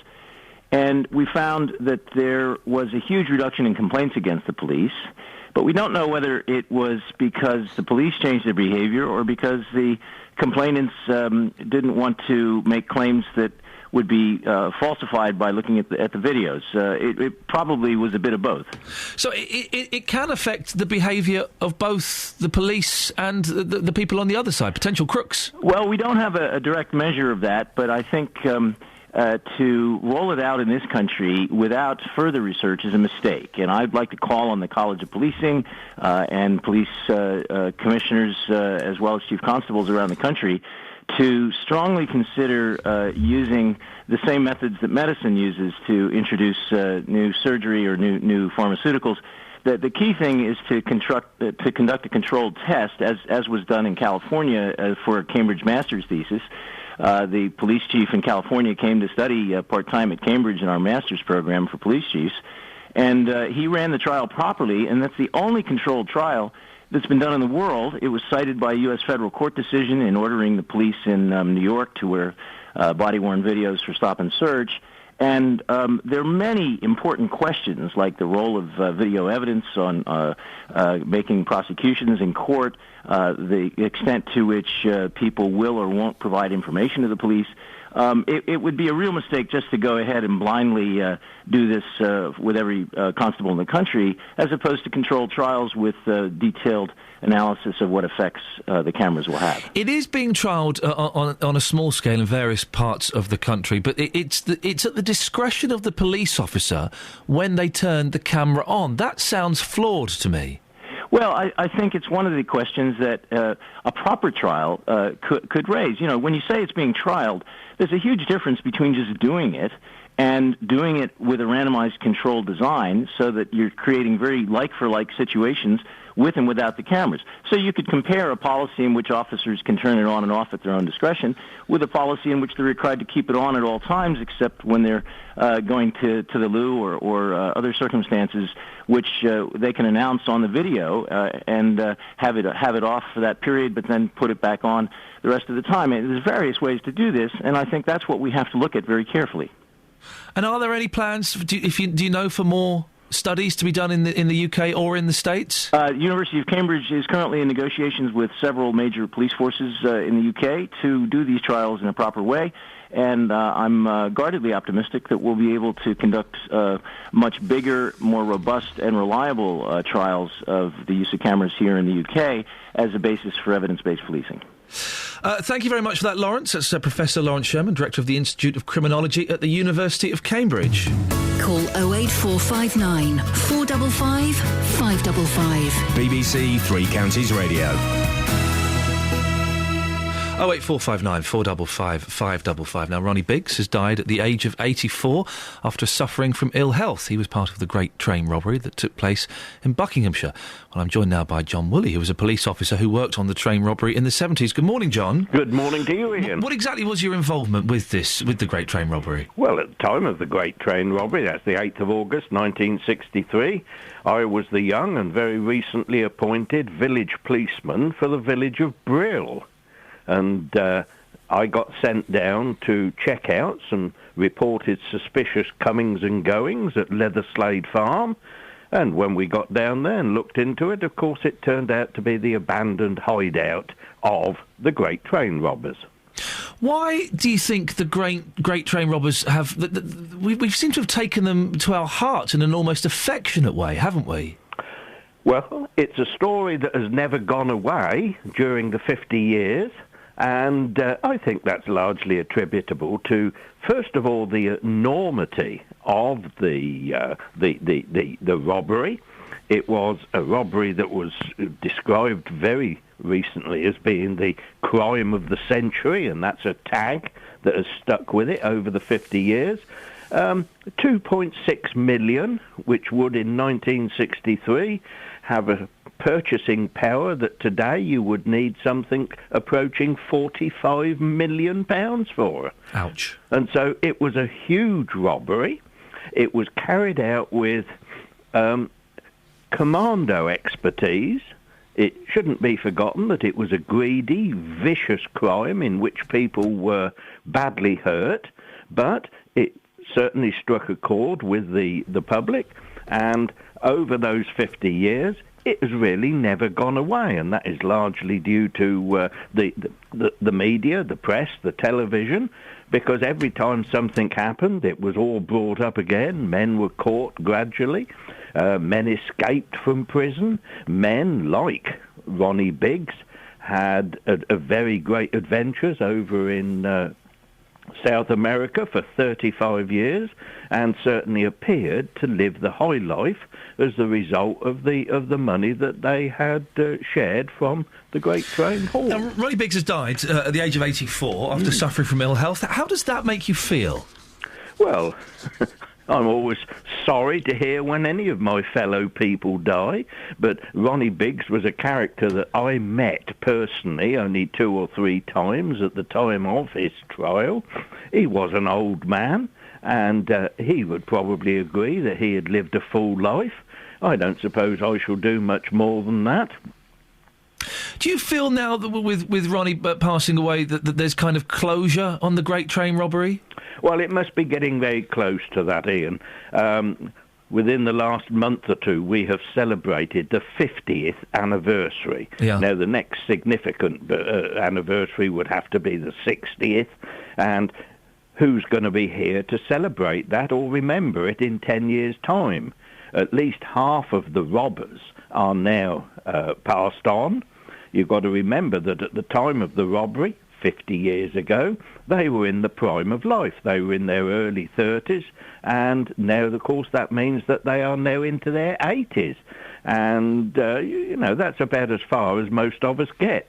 So with memories of the robbery fading and participants on both sides of the fence, the police and the robbers, passing on. Well, we must be getting very close to the end of the story. What was Ronnie Biggs like? You say you only met him a couple of times, but what impression did you get from him? Well, it's somewhat ironic, but if you mention the Great Train Robbery, the first name that comes into the majority of minds is Ronnie Biggs. And yet, if you know the story, if you attended the trials, if you saw the evidence, then you'll realise that Ronnie Biggs was, in fact, a very minor character in the escapade. He was a minor criminal, a persistent criminal. If you look at his previous convictions, you'll see that he was always at it, but he wasn't very successful because he nearly always got caught. And his actual participation in the crime of the century was a minor one. The only real contribution he made was to introduce the gang to a retired engine driver his role was going to be to drive the train from where they stopped it and hijacked it at Sears Crossing down to Bridego Bridge, half a mile or so, where the raiding gang were waiting. And the driver couldn't do this. When he got in front of the controls, either he was completely fazed by the excitement, or they were unfamiliar controls because he couldn't do it. So Ronnie Biggs's contribution was a minor one, and didn't turn out to be of any value in the end. There's a two-part drama starting tonight, The Great Train Robbery, A Robber's Tale, and then A Copper's Tale on BBC One tonight and Thursday, 8 o'clock. Should we be making dramas about this kind of thing? It does glamorise it slightly, doesn't it? Well, it depends on how the drama is paced and phased. It can dramatise it. It can make a bit of a romance of it, make these chaps look like daring-do, latter-day Robin Hoods. But, of course, the truth is that it was a vicious, greedy crime, and people got hurt in it. But should dramas be made of it? Well, I don't see why not. It's a story that's certainly captured the imagination, and, people like to hear about it. It takes people of my generation back to their younger days, and a trip down memory lane is always good entertainment. John, I appreciate your time this morning. Thank you very much indeed. It's John Woolley, who was a police officer who worked on the case and also met Ronnie Biggs, just to confirm that Ronnie Biggs has died at the age of 84 after suffering, as we know, from a long time from ill health. What do you think? BBC Drama on tonight. Why do we celebrate the Great Train Robbery so much? What is it about it? I've argued with Justin Dealey about this countless times. I kind of think we should ignore these people and move on. But they constantly make the news. What is it about the Great Train Robbery that made it so, well, great, I guess? 08459 455 555 is the telephone number. Facebook.com/BBC 3CR. You can also send me a text as well if you want. 81333. Start your text 3CR. Ronnie Biggs has died at the age of 84. Well, should we be making such a big fuss about it? Should we be celebrating? And it's interesting because John used the word there, didn't he? Celebrating the Great Train Robbery. We celebrated the 50th anniversary earlier on this year. 08459 455 555. It's BBC Three Counties Radio. Let's get the travel news now. Here's Alice. Travel news for beds, cards and bugs. BBC Three Counties Radio. We've had a call from Sharon on the M1 northbound about an accident that was at junction 7 for Hemel Hempstead. Quite slow on the approach there, with congestion to 6A for the M25. On the M25 itself, anti-clockwise looking slow now between junction 21 for the M1 and 16 for the M40. On the A40 eastbound, there's a lane closed after an accident by the RAF Northolt, adding to the usual morning queues with congestion back to the Swakeleys roundabout. In Dunstable, we've had updates from Alexis and Susie on the A5. That's partially blocked after an accident between the M1 junction 9 for Redbourne and River Hill. Congestion on the southbound side to Kensworth, but it is affecting both directions. Public transport, no reported problems. This is Alice Glossop, BBC Three Counties Radio. Alice, thank you very much indeed. Right, 7:46. It's Thursday, the 18th of December. Wednesday, the 18th of December. What on earth are you thinking, boy? I'm Iain Lee. These are your headlines on BBC Three Counties Radio. Ronnie Biggs has died after suffering from ill health. He was part of the Great Train Robbery in Bucks. A campaign launched after a man died in police custody in Luton are calling for police officers to wear video cameras. In football, Sunderland and Manchester City are through to the next round of the League Cup after wins over Chelsea and Leicester. The weather, a dry start but becoming wet and windy with the high... Whoa, why am I telling you the weather? We've got a professional here. Beds, Hearts and Bucks weather. BBC Three Counties Radio. Well, I just thought I'd go and make a cup of tea. How rude of me, Wendy. How rude. It's all right. I shall hush myself. You show me how it's done. Shush. You shush. Yeah. Good morning. Well, we have a bit of an overcast start. There's a bit of mist around as well. But there should be some brightness that gets through from time to time during this morning. However, come the afternoon, it's going to be rather cloudy again and there will be some spots of rain around. And in the meantime, the wind is going to be increasing. It's coming in from a south or southwesterly direction. So it's not going to be a particularly cold day. Temperatures will do quite well. We may get as high as 9 degrees Celsius in a spot like Luton. Then as we go through the night, the first part is going to really turn quite wet. There's a band of rain going through that's quite heavy in places. It whizzes through, clears away after midnight, but during the time it's here, it's really going to be quite gusty, that wind.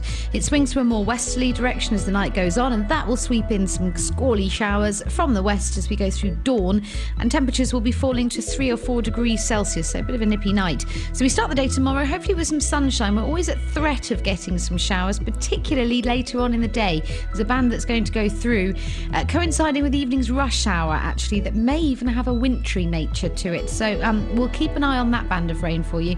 As I say, it might turn to a bit of sleet for a time. Temperatures tomorrow, lower than today, will be at about 6 or 7 degrees Celsius with that breeze blowing as well. Bright and breezy to end the week.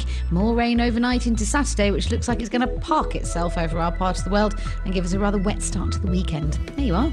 Thank you very much. Excellently done. BBC Three Counties Radio's Big Tour. Coming to towns and villages across Beds, Hearts and Bucks. Well, it's a happy little country town. Celebrating all that's amazing about where we live. Nice, friendly town, slightly old-fashioned, nice atmosphere, safe place to be. All this week in Buckingham. This is a kind of a unique place. BBC Three Counties Radio's Big Tour of Beds, Hearts and Bucks. Buckingham is a real nice, friendly town, and they are genuinely nice people. BBC Three Counties Radio.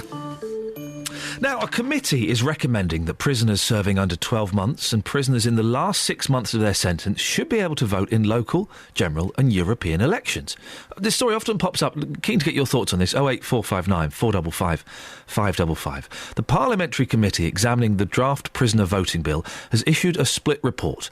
The majority have recommended that the government present Parliament with a bill to enable certain prisoners to vote. The minority recommended putting two options to Parliament, the status quo and the option preferred by the majority. Got that? Good. Well, here's what people in Bovingdon think, where they have the Mount prison. Certainly not. They've done a misdemeanour and they've been put inside for a simple fact that they should have done what they've done. So why should they have the right to vote?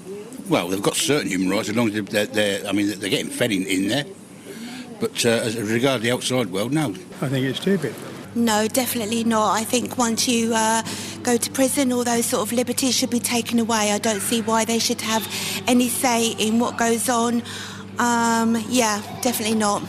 No, they're not out in society, so they shouldn't be able to. A definite no-no, then? Definite no-no. No, they shouldn't be allowed to vote. They gave up their right to vote when they broke the law. They're in prison. I mean, you seem quite angry about the prospect. Yeah, they shouldn't be allowed to vote. Not at all. Your mind can't be changed? No, not at all. No Do way. give me a call on this, 08459 455 555. Listening to that is Jonathan Robinson, who spent time in Bedford Jail. Good morning, Jonathan. Good morning, Ian. Am I allowed to ask what you spent time in prison for? Certainly. I fully deserved my time in prison. I stole from my employer and I got what I had coming to me. How long did you serve? I was sentenced to 15 months. Yep.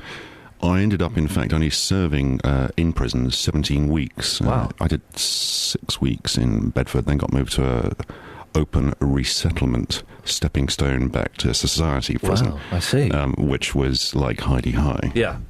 Is prison, the Bedford prison, we've told us, it's a holiday camp. Oh, they got PlayStations, they got Sky TV. Is it really like that? Bedford Prison is very Victorian in architecture. I found staff asleep on duty there during a period that Bedford had the highest suicide rate of any prison in England and Wales. I saw more drugs than I've ever seen in my entire life. It's a hub prison. They have to take on board everyone that's sentenced in all the local courts before they ship them out. Like the whole prison service, total disarray.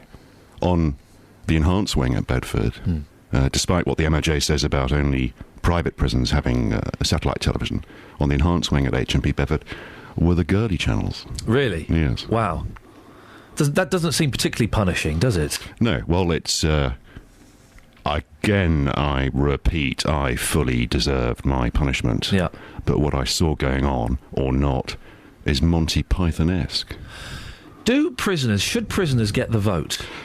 Well, it's a very touchy subject, and just listening to members of the public talking there is obviously a demand from the public that prisoners should have their freedom and liberty and rights taken away. And in many ways, I agree. However, 85,000 prisoners a year are let out to rejoin society. They'll be your neighbour.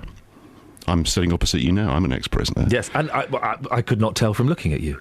So I'm not wearing the You're not wearing the arrows. arrows. Yes, exactly. I do believe that this idea of, in the last lapse of their sentence, slowly tap, drip, feeding them rights to help them resettle. The biggest irony, though, Ian, is that most prisoners don't care, and the ones that do, ironically, would probably vote Tory. Oh, really? Yes. And who are pretty much against this. Exactly. And what I find more distressing is that the government seems to leap whenever a prison issue comes up that may affect them, yet they've been very quiet about the Ofsted report on prison education a few weeks ago, which slated prison education. Most of these people can't read, let alone put an X next to a ballot box. The argument we heard from lots of people there, speaking to our reporter Justin, was that if you've gone to prison, then your liberty is taken away. Now, prison should be, I believe, it should be rehabilitation, but there should also be an element of punishment. Absolutely. By allowing people to have a say in society, basically, they've excluded themselves from society by committing that crime, so they should therefore not have a say in that society. Yep, I agree, which is why I say again, I think there's some mileage in not necessarily the last 6 months, but in the last 20% of their sentence, for instance, as a ballpark figure, about there's some mileage in some discussion about letting those individuals vote. Because I say again, at some point, they're going to be amongst us. And believe you me, getting out of prison is, in many ways, harder than getting into prison, the adjustment required. In what way? But most people think, fantastic, you've come out of that place of confinement and now you're back in the real world. Yippee-doo. Well, exactly, and I personally believe that's one of the issues as to why it doesn't work. I believe we need a more structured stepping stone process, because otherwise it's just kids in the candy shop. It's like returning to Mother Earth from another planet. It really is. I mean, this happened to me 2 years ago, and I'm still adjusting. Really? In what way? How are you still finding things difficult 2 years later? I'm very ashamed of myself. I've been working as hard as I can be on prison reform. In my open prison, I was barred from teaching illiterate prisoners to read by a private education company that is paid £7.5 million. Really? I was trying to do something constructive with I'm an educated guy. I used to be a helicopter pilot. I felt like a complete moron about my behaviour, and I thought, right, let's try and put something back in. In an open prison where there were tennis courts, where people were sitting around doing not a lot. I was so desperate. And I'd been trained in Bedford to be a toe-by-toe mentor. Arrive at Halsey Bay, get summoned. Members of staff identified me as a trained toe-by-toe mentor. You're the toe-by-toe guy, hooray! But you couldn't do anything. You couldn't. I set up appointments with 2 adult illiterate prisoners. John, can you teach us to read, mate? I was delighted at last, the position to do something purposeful, to quote Mr. Grayling. And on September the 1st, 2011, I was summoned by the head of education of a very well-known company paid £7.5 million. Who told you to do toe by toe in this prison? I told him. That person has no power in this prison. Wow. Scrub the appointments.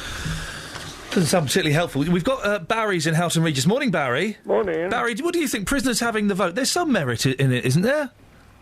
Well, no, I don't think if you're away from society, you've done a crime, and you're locked away, then you shouldn't have the vote. No. What about what Jonathan is saying, that towards the end of their prison sentence, kind of a soft reintroduction back into society, you start giving them just a few of the privileges that free people have, including voting. What about then?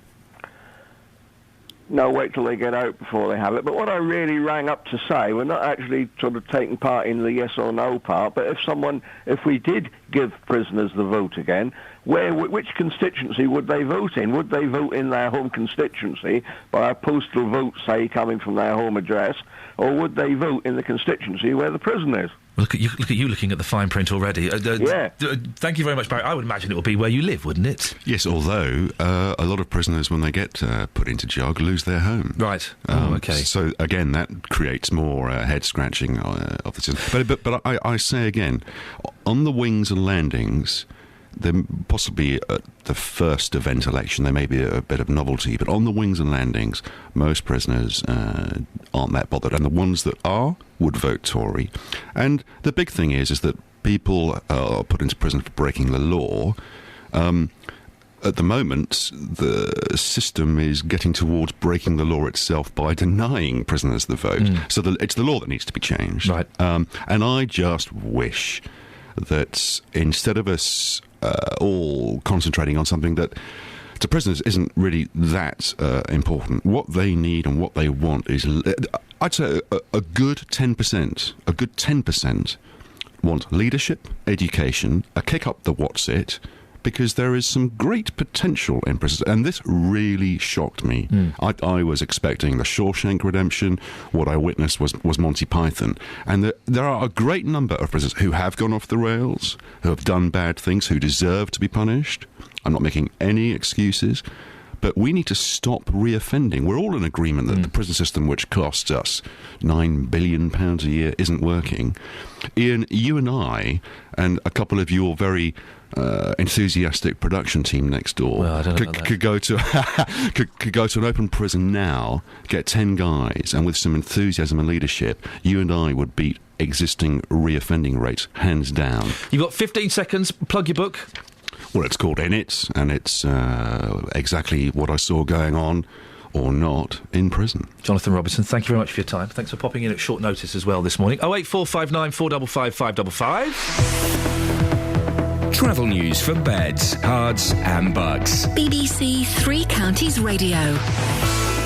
On the M1 northbound, there's an accident at junction 7 for Hemel Hempstead. Slow on the approach there. Thank you to Sharon for calling in with the update.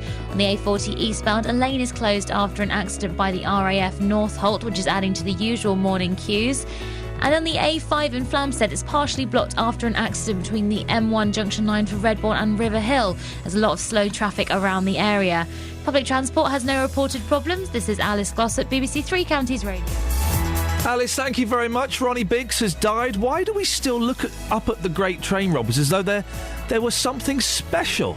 We'll talk about it more after the news with Jane. Local and vocal across beds, hearts and bucks. This is BBC Three Counties Radio.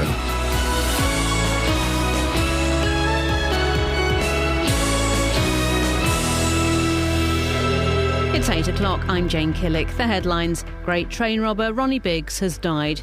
Campaigners in Luton call for police to wear video recording equipment, and new law to restrict migrants' access to benefits is to be rushed through. BBC Three Counties Radio. Ronnie Biggs has died. He was 84 and had been suffering from ill health. Biggs was part of the gang who carried out the Great Train Robbery in Buckinghamshire 50 years ago.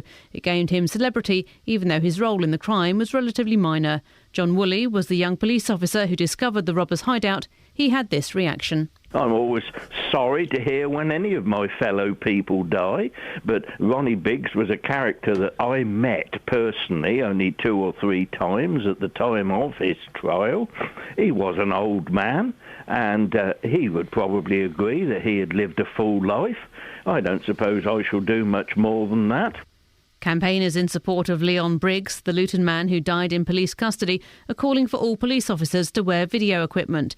The Justice for Leon Committee is making the case to police and councillors at the Town Hall in Luton this afternoon.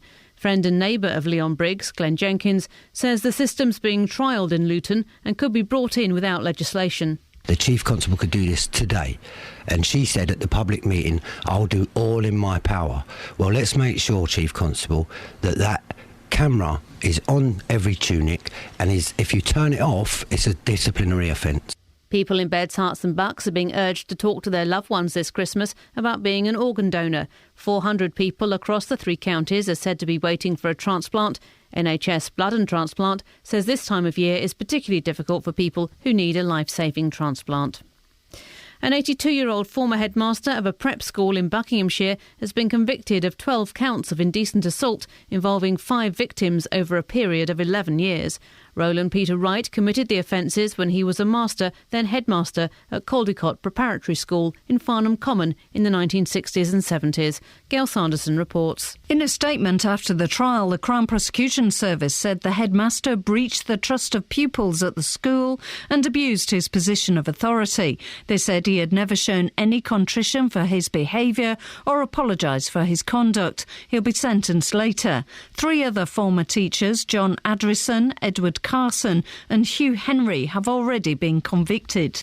New restrictions to make European Union migrants wait 3 months before they can apply for out-of-work benefits will be rushed through Parliament to come into force on the 1st of January.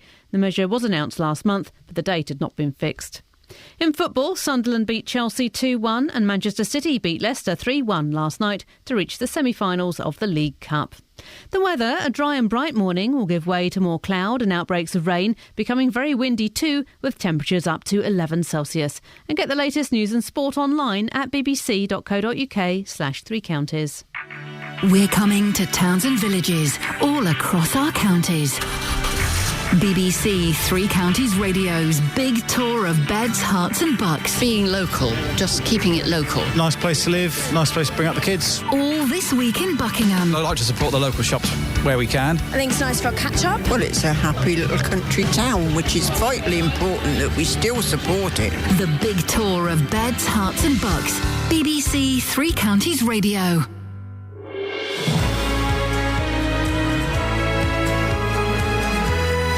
Morning, Iain Lee, BBC 3 Counties Radio. Lots to talk about between 9 o'clock. We'll get your reaction to the news just in this morning that the great train robber, Ronnie Biggs, has died.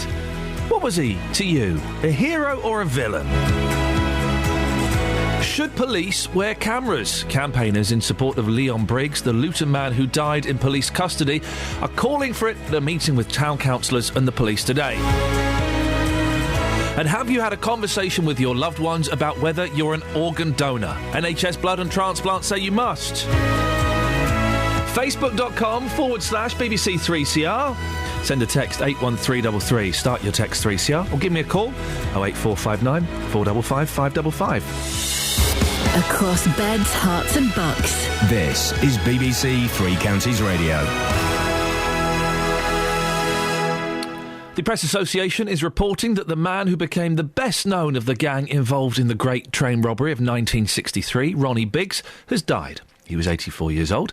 Biggs served only 15 months of his 30-year sentence for stealing £2.6 million from the Royal Mail train. He thwarted all attempts to bring him back to Britain from abroad until illness intervened. Danny Shaw looks back at his life. When Ronnie Biggs returned to Britain in 2001 after spending half his life on the run, he'd become a celebrity criminal, treated with affection by parts of the press and public for cocking a snook at the law. Biggs had escaped from prison, where he was serving a 30-year sentence for his role in the Great Train Robbery, known as the crime of the century. I don't regret the fact that I was involved in the train robbery, and as a matter of fact, I'm quite pleased with the idea that I was involved in it.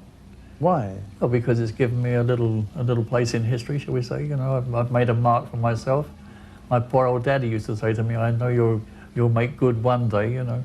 Well, I made good in a curious way, I suppose, you know. I mean, I became infamous. Well, I don't know if making good, Justin, if you could call it that, making good, being involved in a robbery where a fellow was coshed over the back of the head, then cowardly living in Brazil for 30 years and appearing in films with the Sex Pistols. Is that making good? The thing is, though, Ian, you know, when it comes to the Great Train Robbery 1963, it was such a famous crime that the media hyped it up. Of course, reporters on the streets in Buckinghamshire saying, do you see them as heroes or as villains? It was such a famous crime. Kathy's with me here live in Luton. Kathy, good morning. You were 14 years old back in 1963. Ronnie Biggs has just died. As I was saying to Ian there, a lot of people described him over the years as a hero. What's your thoughts on Ronnie Biggs? Criminal. He deserved what he got. So the sentence at the time was very, very long, but you think he deserved everything he got? Yes, yeah. And how did it make you feel when you saw him living abroad, living this incredible lifestyle after escaping? How did that make you feel when you saw those images? Angry, because he's living on a life of crime. He's living off that money that he'd done the damage, killed the driver or whoever it was. So a shocking crime, and they all deserved what they got. Yeah. Thank you very much indeed. Right, So Kathy there, live on the streets this morning. It is going to be, of course, a huge story today, Ian, but as I mentioned to you earlier on, everyone back in 1963 of a certain age, I'm convinced on this one, they will know exactly where they were when they heard the news reports about the Great Train Robbery. It does strike me as odd that we are, that people celebrate him as a hero, as though he was something special. Well, I think, you know, some people who would describe him as a hero, and when this news broke at just after 7:30, I spoke to somebody on the street and they said, yes, he was a hero. Now, he walked off before I managed to find out exactly why, but a number of people will still think that he got one over on the government, and good for him. There will still be people out there listening right now who do believe that. It was such a famous crime, and of course it happened locally in Buckinghamshire as well, so a major local connection for us. But yeah, a lot of people do think that him and the rest of the gang, the way they came up with the plan, the way they pulled it off, and the way they made the government look stupid, a lot of people did see them as heroes. OK, Justin, thank you very much indeed. I want to take your calls this morning. Ronnie Biggs, hero or villain? 08459 455 555. What are your thoughts on this? Mary's in Hemel. Morning, Mary. Good morning. Good morning, Mary. What do you think? Ronnie Biggs, hero or villain? Villain. Tell me why. Right, the crime itself, I just left school about that time, and I knew the area roughly. Yes, it was a huge thing, as you say, locally, and it was audacious. For the time, it was the best planned, most successful crime. But they got their just desserts. He ran away with a lot of the money. He lived the life of Riley. He comes back to this country when he's old and frail to do a deal. He comes, yes, if you are seriously ill and terminally ill, you shouldn't die in jail if it's at all possible. But he was a criminal. He wasn't a hero. In those days, if you put your 15, 20 quid in the post office or in your savings account, it all went by train to wherever. He didn't rob the rich. He robbed every one of us. But the money it was insured. People wouldn't have lost their savings, would they? Of course you do. If it's insured, we all end up paying more, don't we, in the end of it? Insurance goes up and everything. Films about him. There's a drama that starts tonight on the BBC. He recorded songs with the Sex Pistols. I shan't be watching. Mary, thank you very much indeed. Joe's in Letchworth. Morning, Joe. Good morning, Ian. How are you? Yeah, good, thank you. Ronnie Biggs, who's passed away today. Hero or villain? Scumbag. Plain and simple, mate. He was. He didn't do anything good, and I'm really surprised that we glorify people like this, Ian. It's really disappointing. We should be glorifying people that do good things in the country and that aspire to great things, not to someone who robbed the train, done the off, and then got caught. And I mean, how do you call it the Great Train Robbery? They all got caught. They're a bunch of muppets. Yes, there is that aspect.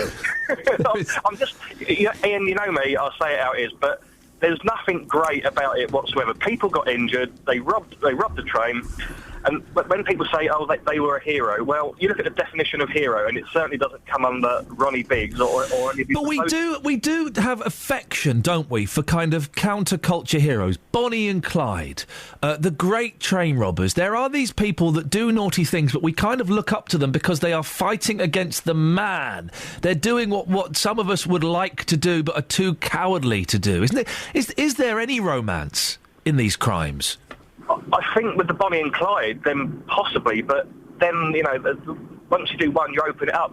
That's sort of opened it up to the great train robbery, and then you've got Guy Ritchie doing Lock, Stock and Two Smoking Barrels and Snatch, and it just glorifies it to a way that makes people sort of feel empathy for it, and I think it's a real shame, mate, that kids and teenagers think that is a role model. I mean, I certainly don't want my two kids growing up with Ronnie Biggs or the great train robbery being a role model, and I don't think you would either, mate.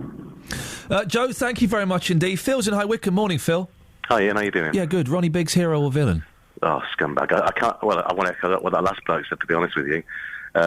It's ridiculous. I mean, it's just... What I want to say is Britain is a soft touch. I mean, he was ill, right? He went away when he got caught. He went to Brazil, I think it was. And then when he was ill, he come back and good old Blighty, we flipping looked after him.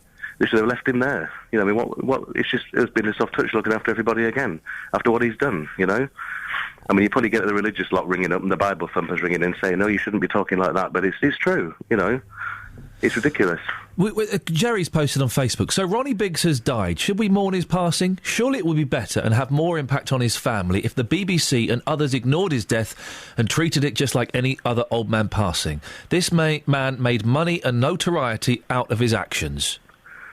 Well, yeah, he's got a point. And another thing is, I mean, that interview you just did there with him, I mean, he was glorifying what he was doing. He's got no remorse about what he did whatsoever. He's an absolute scumbag. It's a good job he's gone. Phil, thank you very much indeed. 08459 455 555. If you're just waking up, the news is that Ronnie Biggs, the great train robber, has died. This morning we're asking hero or villain. Richard's in Bedford. Good morning, Richard. Good morning very much to you. How are you? Yeah, very well, thank you. Ronnie Biggs, hero or villain? Well, excuse me. I mourn the death of anyone. I know he committed a crime, and if it wasn't for the violent attack on that driver, it would have almost been a perfect crime, wouldn't it?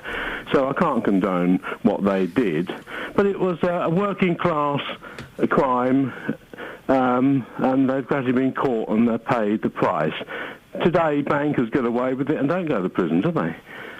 So here's a parallel there. There's a tweet here. This is a tweet from Squiffy, who looks like I'm just trying to look at her photograph. She's a sort of middle-aged lady. She says, Ronnie Biggs was a hero to the common man who would all have loved to have the guts to do the same. Yeah, that's right. Really? Yeah. But well, you see, it's the... I can't condone the advance against that driver. I mean, he paid the ultimate price, and I think he died of his injuries. Well, he was severely injured. He died a few years later, I think, and he was severely injured, yes, but he got coshed over the head, didn't he? I think he contributed to his death, and, that to me, I can't condone that. If it hadn't been for that, as I say, that would have been a perfect working-class crime, and, that's why it's a great train robbery in people's minds. But, as I say, there are people committing crimes all day long. Richard, thanks very much. I just want to move on because I just want to squeeze Ian in Oxford in. Morning, Ian. Morning, Ian. Ian, turn your radio off. I'm asking this morning, Ronnie Biggs, hero or villain? I don't think he's either. I think he's in the middle. I have quite a bit of respect for the guy. Remember, back then people were ranked, and armed robbers were held in great esteem, and I think that's where all the reports come from, how he's been glorified and why there's been films made. But you've got to remember, at the end of the day, there's murderers and there's paedophiles, and he doesn't fit into that category. He's a criminal, fair enough, and he did wrong, but, there's far worse crimes committed, and there's a couple of guys you've just had on, the one that called him a scumbag, these holier-than-thou people, they really need to have some respect for the dead. Even if that person was involved in a violent crime, we should still respect them? I think we should. we should have respect for the dead, because the guy's died and there's some bloke from High Wycombe coming on calling him a scumbag. You should have a bit more respect. Comparing Ronnie Biggs to paedophiles and murderers, it doesn't detract from the fact that the crime that he undertook was still particularly vicious and unpleasant, does it?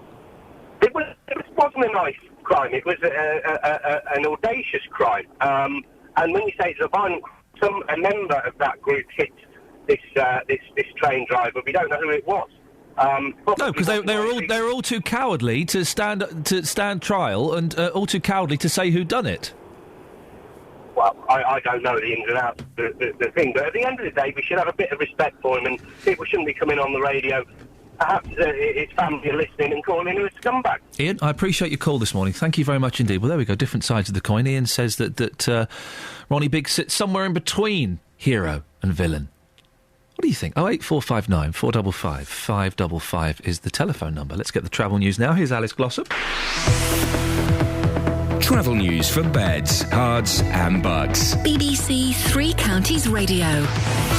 Things looking good on the M1 northbound now. Everything's returned to normal after an earlier accident at junction 7 for Hemel Hempstead. Southbound is still struggling though, between 10 for Luton Airport and 7 for Hemel. On the M25 anti-clockwise, things are slow now between 20 for Kings Langley and 15 for the M4. On the A40 eastbound, all lanes have reopened, but there are still queues after an accident by the RAF Northolt. Congestion going back to the M25 junction 16 for the M40. In Flamstead, the A5 is partially blocked after an accident between the M1 junction 9 for Redbourne and River Hill. Congestion on the southbound side to Kensworth. Thanks to Alexis and Susie for phoning in with updates. Public transport has no reported problems. This is Alice Glossop, BBC Three Counties Radio. Thank you very much. Don't worry, Jonathan, I shall fill you in on the details of my really boring day. I'm on the edge of my I had the most boring, wasteful day. I'll tell you in a second. Hang on, let me just do this. Right, 8:17. It's Wednesday, the 18th of December. I'm Iain Lee. These are your headlines on BBC Three Counties Radio. Ronnie Biggs has died 50 years after carrying out the Great Train Robbery in Buckinghamshire. A campaign launched after a man died in police custody in Luton are calling for police officers to wear video cameras. And in football, Sunderland and Manchester City are through to the next round of the League Cup after wins over Chelsea and Leicester. The weather today, a dry start, but becoming wet and windy with a high of 11 Celsius. Wow! BBC Three Counties Radio.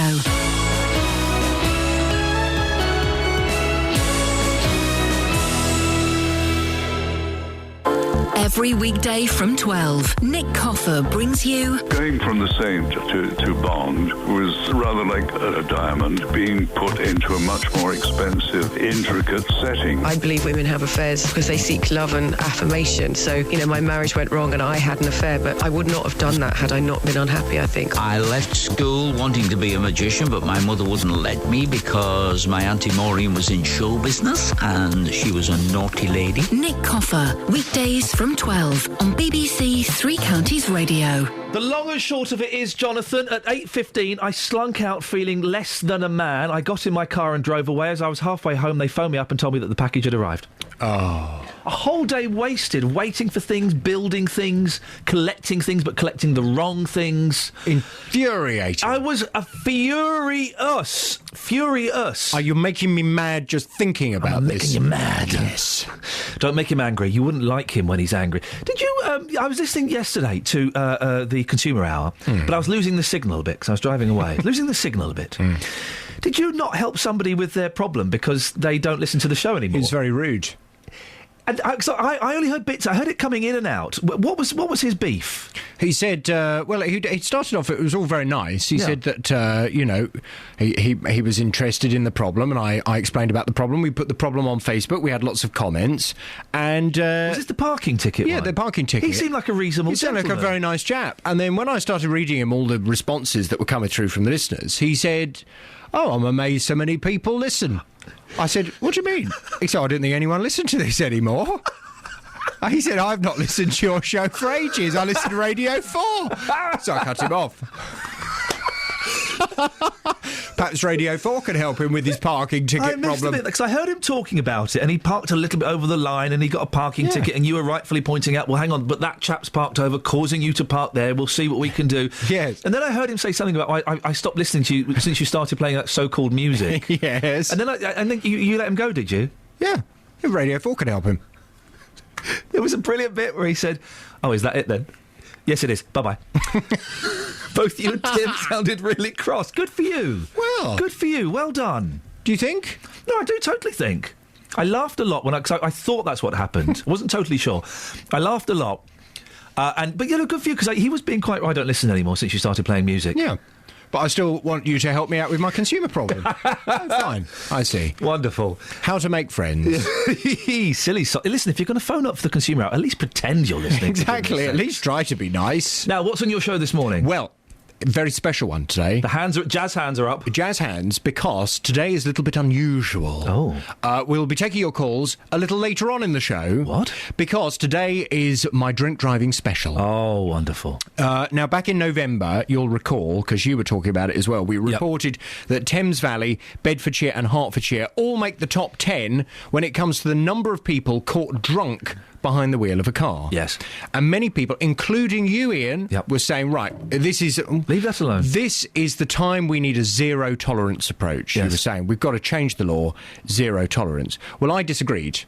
You know, I said to you at the time, I said, I'm one of those people that if I go out for a meal, I'll allow myself a little Pinot Grigio with my pasta or whatever. I'll drive home a couple of hours later. Why should I be turned into a criminal just because some people go out and get absolutely legless and then drive a car? But 65-year-old Kerry from Stondon called me to say that he would be a better driver at his age than I would be after a Pinot Grigio. Wow. He challenged me to learn more about how alcohol affects my driving, so I took the challenge. And you'll hear exactly what happened after 9 this morning. I'll give you a little idea. I drank an entire bottle of Pinot Grigio and drove a car. More on the show after 9. You don't want to miss it. Lovely. Across beds, hearts and bucks. This is Iain Lee. BBC Three Counties Radio.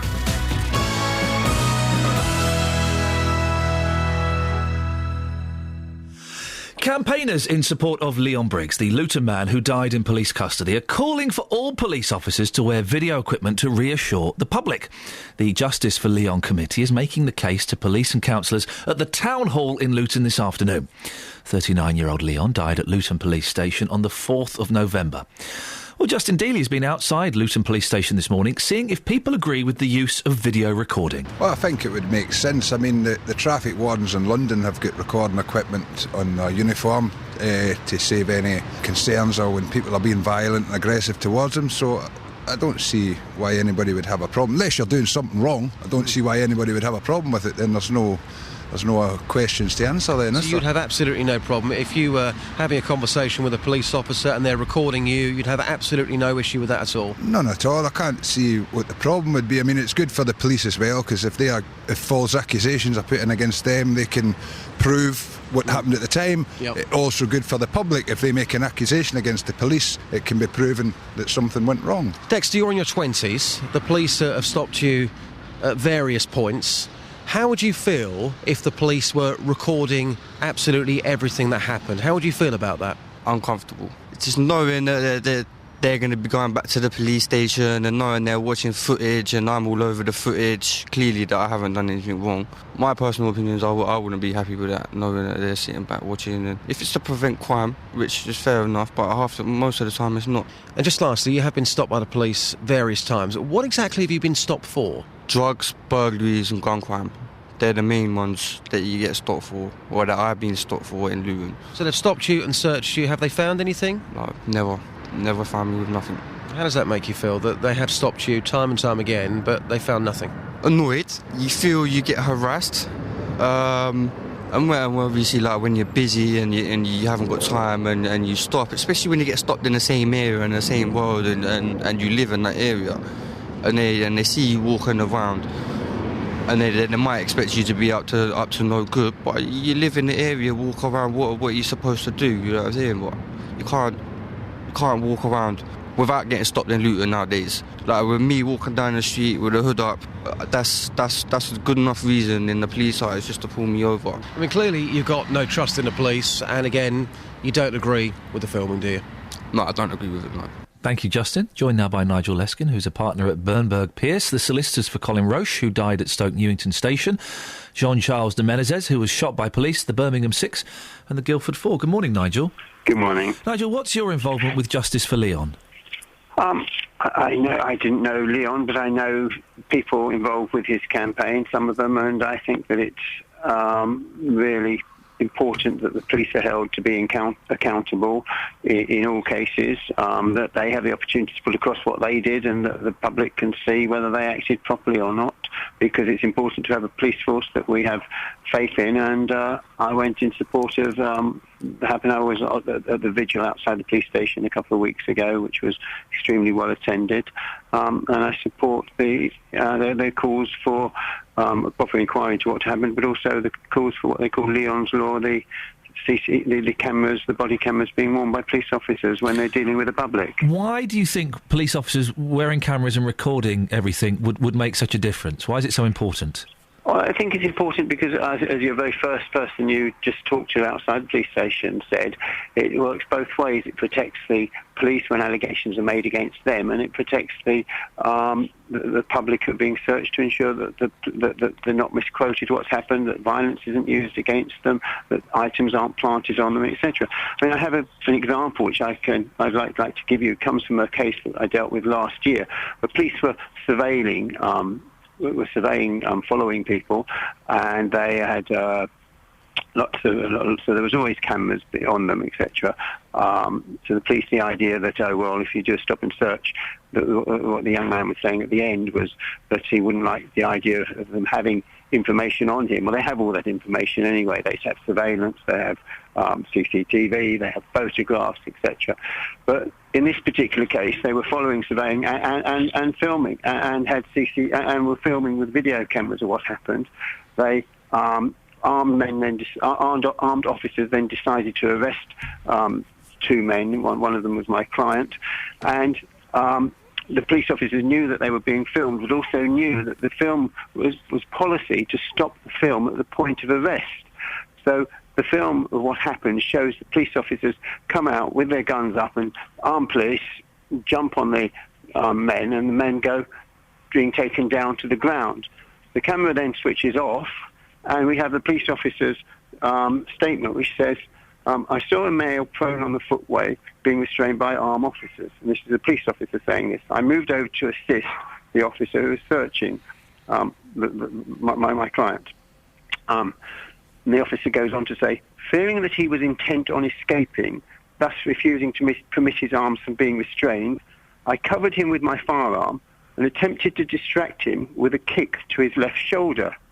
As I did this, he moved slightly, and my foot struck the top of his head. This seemed to distract him. Well, obviously that then became an incident. What actually happened? If the officer's account, which seemed to us, seemed to most people reading it quite unlikely, but then there was my client's account that he wasn't doing this and he was just attacked by the officer and he had injuries, and that was the way the officer was explaining. If there had been cameras, if they hadn't switched off the the video camera at that point in time, there would have been no dispute.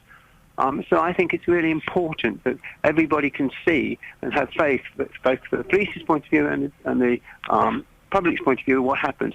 And that's why in custody offices now, in police stations, for the last 5 years or so, there have been cameras at every, in the custody office, in the main custody office and outside the cells, and so that one, and there's sound with it as well, so that when somebody is arrested, in most parts of the public, most parts of the police station where a defendant's going to be, not all parts, but in most parts, there's cameras which will monitor what happens. Nigel, thank you very much indeed. That's Nigel Leskin, a partner at Bernberg Pierce, 08459 455 555. Your calls on that, and also more of your calls on Ronnie Biggs, who's died at the age of 84. Hero or villain? I've just retweeted a comment from Squiffy, who says Ronnie Biggs was a hero to the common man who would all have loved to have the guts to do the same. Really? Really? 08459 455 555. Let's get the travel. Travel news for beds, cards and bugs. BBC Three Counties Radio. Flamstead, the A5 is partially blocked after an accident between the M1 Junction 9 from Redbourne and River Hill. Congestion on the southbound to Kensworth, but it is affecting both directions. The A40 eastbound, there are queues after an earlier accident by the RAF Northolt. Congestion back to the M25 Junction 16 for the M40. The A1M southbound heavy at Junction 7 for Stevenage, and the M1 southbound also looking heavy between Junction 10 for Luton Airport and 7 for Hemel Hempstead. The M25 anti-clockwise still struggling between Junction 20 for Kings Langley and 15 for the M4. Public transport has no reported problems. This is Alice Gloss at BBC Three Counties Radio. Across beds, hearts and bugs. This is BBC Three Counties Radio.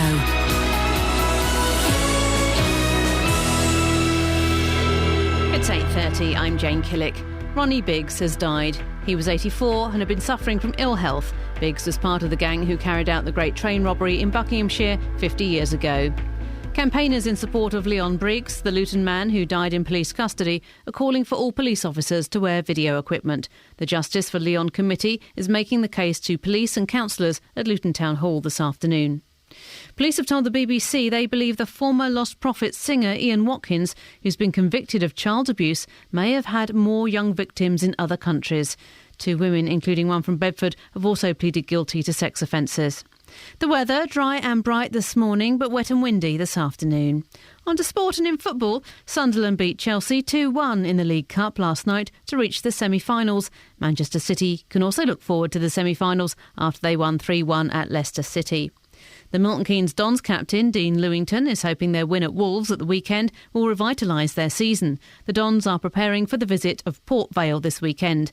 Lewington hopes they can continue where they left off on Saturday. It's a starting point. It's it stops the bad run to an extent, and it's a good springboard now to go and do better. But as you say, there's no point winning one game away at Wolves, and if you're going to lose your next couple. Wycombe striker Stephen Craig has been ruled out for 6 weeks with a thigh injury suffered in Saturday's League Two match against Scunthorpe. Liverpool have opened negotiations with the representatives of Luis Suarez over a new deal. It's believed the deal could make the striker the highest paid player in the club's history.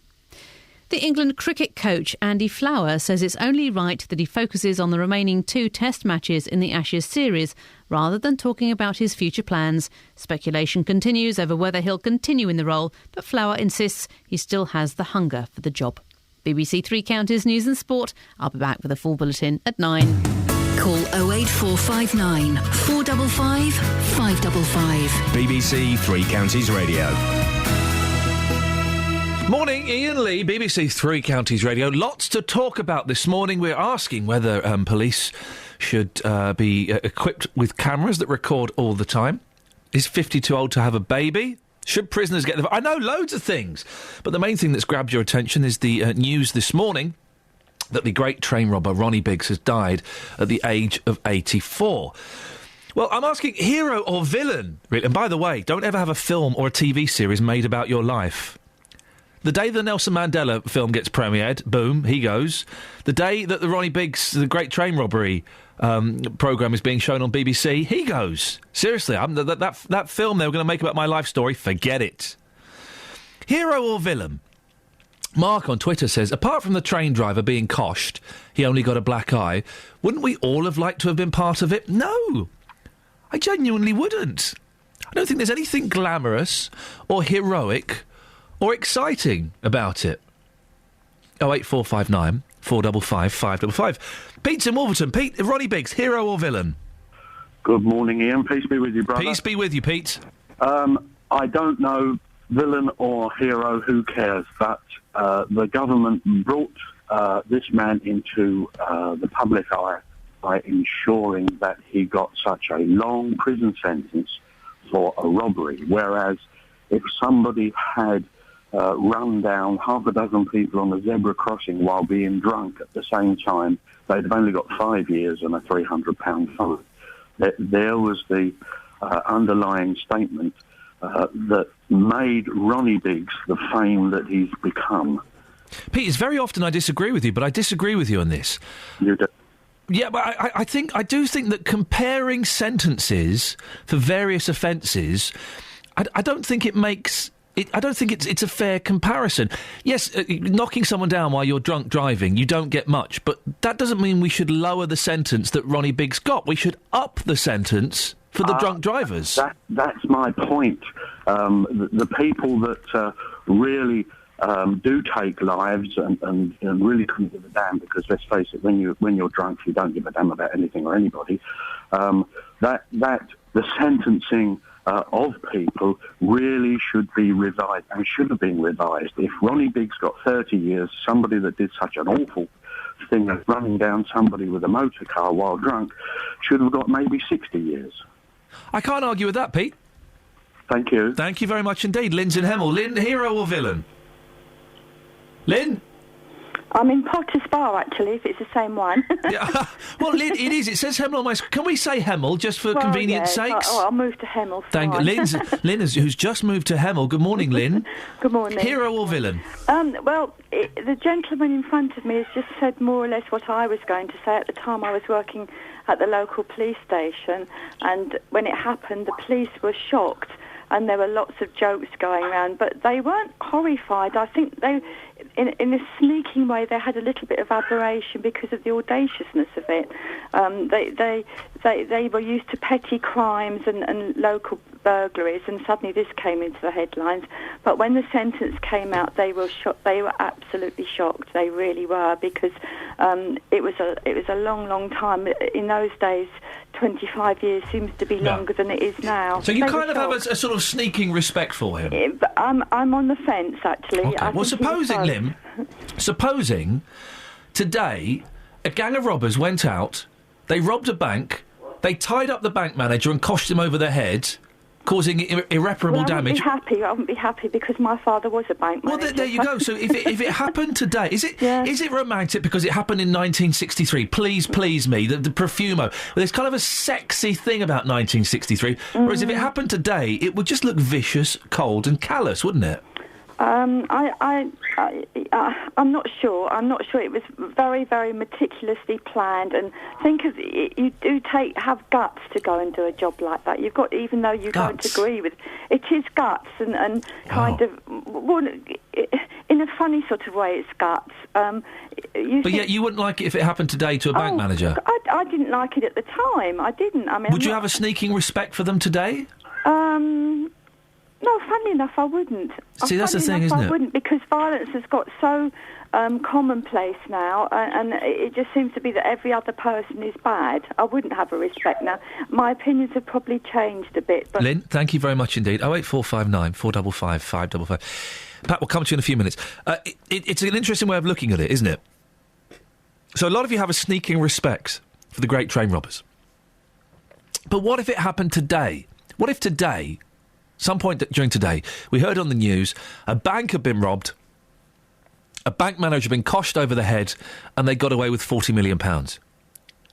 Would you still have the same sneaking respect for them? Would you still be cheering them on? Would you still be thinking, yes, excellent, well, get in there, son, you're heroes for the common man? Or would you think, what vicious, horrible thugs? Well, the reason we're talking about this is because Ronnie Biggs, best known for his role in the Great Train Robbery, which happened in Buckinghamshire in 1963, has died at the age of 84. Biggs served only 15 months of his 30-year sentence for stealing £2.6 million from the Royal Mail train. He thwarted all attempts to bring him back to Britain from abroad until illness intervened and he needed the NHS. Well, Andrew Cook is the author of The Great Train Robbery, the untold story from the closed investigation files. Morning, Andrew. Morning. What do you make of today's news? Well, I think in a sense it's quite ironic, isn't it? I mean, tonight we've got the first of a two-part BBC One drama from Chris Chibnall, and Ronnie Biggs' death occurs on the morning of the film. But yes, it's one of those ironic stories, I think, the story of Ronnie Biggs, and that's probably one of the reasons, throughout the last 5 decades, in a way, that's kind of fascinated the public and the media, hasn't it? Why do you think it has captured the public's imagination for 50 years? Well, I think there's two questions in a sense. I mean, the Great Train Robbery was an event in its own right, but a lot of that publicity over the last 50 years has basically been centred around Ronnie Biggs. Ronnie Biggs, in the drama, the Ronnie Biggs character plays a relatively minor role, and that's purely and simply because historically Ronnie Biggs actually played a very minor role in the Great Train Robbery. I think what's fascinated, if that's not the wrong word, people over the last 50 years is that Ronnie Biggs literally became a serial escaper. He escaped from Wandsworth in 1965, not long after the convictions. He escaped again from Australia in 1969. He escaped justice in Brazil when he was arrested by Scotland Yard in 1974. He was kidnapped. He escaped from there. So I think it's one of those stories, hasn't it, that's just gone on and on over the last 5 decades. Was he a hero or a villain, Andrew? I don't think he was either, to be quite honest. I mean, heroes and villains are pretty stereotypical people, but I mean, Biggs was, I think, the odd. I mean, I think a book he wrote, one of many books he wrote, was called The Odd Man Out, and I think in a sense he wasn't actually a typical member of the Great Train Robbery gang. He was somebody who was brought in very much at the 59th minute of the 11th hour. He wasn't a career criminal. He certainly had a criminal record. He was actually quite a successful small businessman in 1963 running a building business. Successful businessman, not a very successful crook, was he? He wasn't, no. I mean, as I say, he'd actually successfully gone straight in 1960. As I say, along with the majority of the Great Train Robbery gang, was arrested in '63 on fingerprint evidence. And as we know, because of the fact that the farm at Leatherslade in Buckinghamshire hadn't actually been burnt down, it yielded a whole host of clues for the police. Andrew, thank you very much indeed. Andrew Cook, author of The Great Train Robbery, The Untold Story from the Closed Investigation Files. Well, what do you think? It's interesting, isn't it? It gets a mixed reaction, this, from people. Ronnie Biggs, hero or villain? Let's go to Pat in Houghton Regis. Morning, Pat. Good morning, Ian. Pat, what do you think? Well, hearing some of the mentality coming over from your callers with regards to Ronnie Biggs, I mean, you had one of the callers said it took guts. No, it took greed to rob a train. And then you hear another one of your callers say, show respect for the man, he's dead. So do we show the same respect to Jimmy Savile now he's dead? The fact is, he committed a crime. And in those days, when you were committed, when you had a sentence committed to you, you knew you were going to prison. Nowadays, you know you probably won't go to prison for anything. But you mentioned Jimmy Savile there, and we did have someone say, well, hang on a second, you can't compare compared to people like paedophiles and murderers, what the Great Train Robbers really did was nothing that bad. A criminal is a criminal. And the criminal justice system should reflect it with sentences that they have to serve. No matter what crime they commit, it has to fit the crime. And unfortunately, nowadays, we've got people running around with knives, putting them to people's throats who just get cautions and warnings. What sort of signal does that send out to criminals? They're helped more than the victims. And that's a sad thing that we have in our society today. Pat, thank you very much indeed. Lots of strong views on this. 08459 455 555 is the phone number. Hero or villain? Last 15 minutes of the show. Now's a good time to give us a call. Let's have a look at some of these comments on Facebook. Jason says, why a hero? What's he done to be a hero? He was an armed bank robber who lived a life of luxury from his illegal gains. How about you do a show about a firefighter or a soldier from the three counties who's given his life for someone, instead of all this rubbish about a convicted criminal? Fifi says, not sure why the crime this person committed was romanticised so much. He was a common thief who devastated the lives of the victims on the train and, sick or not, should have served out his sentence in his rightful place behind bars without medication. Martin says, I can't condone this man's terrible crimes, but I'm a big Phil Collins fan and Buster is one of my favourite films. Therefore, I'm going to have to say Ronnie Biggs was a hero. I'm quite sure that Dealey will agree. Any chance of a bit of Loco in Acapulco in memory of the great man? Jason says, Jeremy Vine will be going on and on about this today. I'm sure he loves the sound of his own voice.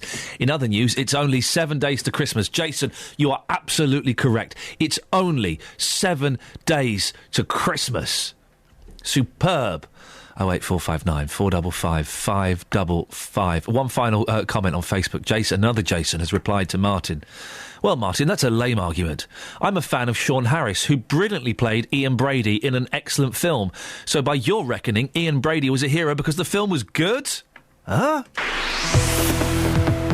Travel news for beds, cards and bugs. BBC Three Counties Radio. In Flamstead, the A5 is partially blocked after an accident between the M1 Junction 9 for Redbourne and River Hill. It's affecting both directions, but congestion especially bad on the southbound, which has got queues back to Kensworth. In Harpenden, St Albans Road is heavy at Station Road, and the A40 eastbound still queuing after an accident by the RAF Northolt, just added to the usual morning delays there. The A1M southbound heavy through the Stevenage junctions 8 and 7. Public transport has no reported problems. This is Alice Glossop, BBC Three Counties Radio. Alice, thanks very much. Right, it's 8:46. It's Wednesday, the 18th of December. I'm Iain Lee. These are your headlines on BBC Three Counties Radio. Ronnie Biggs has died 50 years after carrying out the Great Train Robbery in Buckinghamshire. A campaign launched after a man died in police custody in Luton are calling for police officers to wear video cameras. In football, Sunderland and Manchester City are through to the next round of the League Cup after wins over Chelsea and Leicester. The last 15 minutes of the show, we'll be talking organ donation and Ronnie Biggs. But before that, let's get the weather. Here's Wendy Hurrell. Beds, Herts and Bucks weather. BBC Three Counties Radio. Good morning. Fairly straightforward start to the day. We'll have some brightness, temperature of 5 degrees at Luton at the moment, but it is going to cloud over through the afternoon and we'll have some spots of rain returning. The breeze is also going to be picking up, but for the time being it's coming in from the southwest and that will lift the temperature. I think Luton probably getting to about 8 or 9 degrees Celsius. And then as we go through the night, we are going to have some quite wet weather, some really quite heavy bursts of rain going through in the first part of the night, and then some squally showers towards dawn, and all the time really quite gusty winds during all of that. Temperatures will fall to about 3 or 4 degrees across the countryside. So we start the day tomorrow with some sunshine, hopefully dry conditions, but we run the risk of seeing some showers as we go through the afternoon especially, some of which might be a bit on the heavy side, and there is a hint that there's a band that goes through just about around rush hour, helpfully, that could even have something a bit wintry in it. So we're going to be watching that. It's going to feel fresher generally tomorrow, temperatures around 7 degrees Celsius. Then it's bright and breezy for Friday, but rather wet to start the weekend. Thank you very much, Wendy.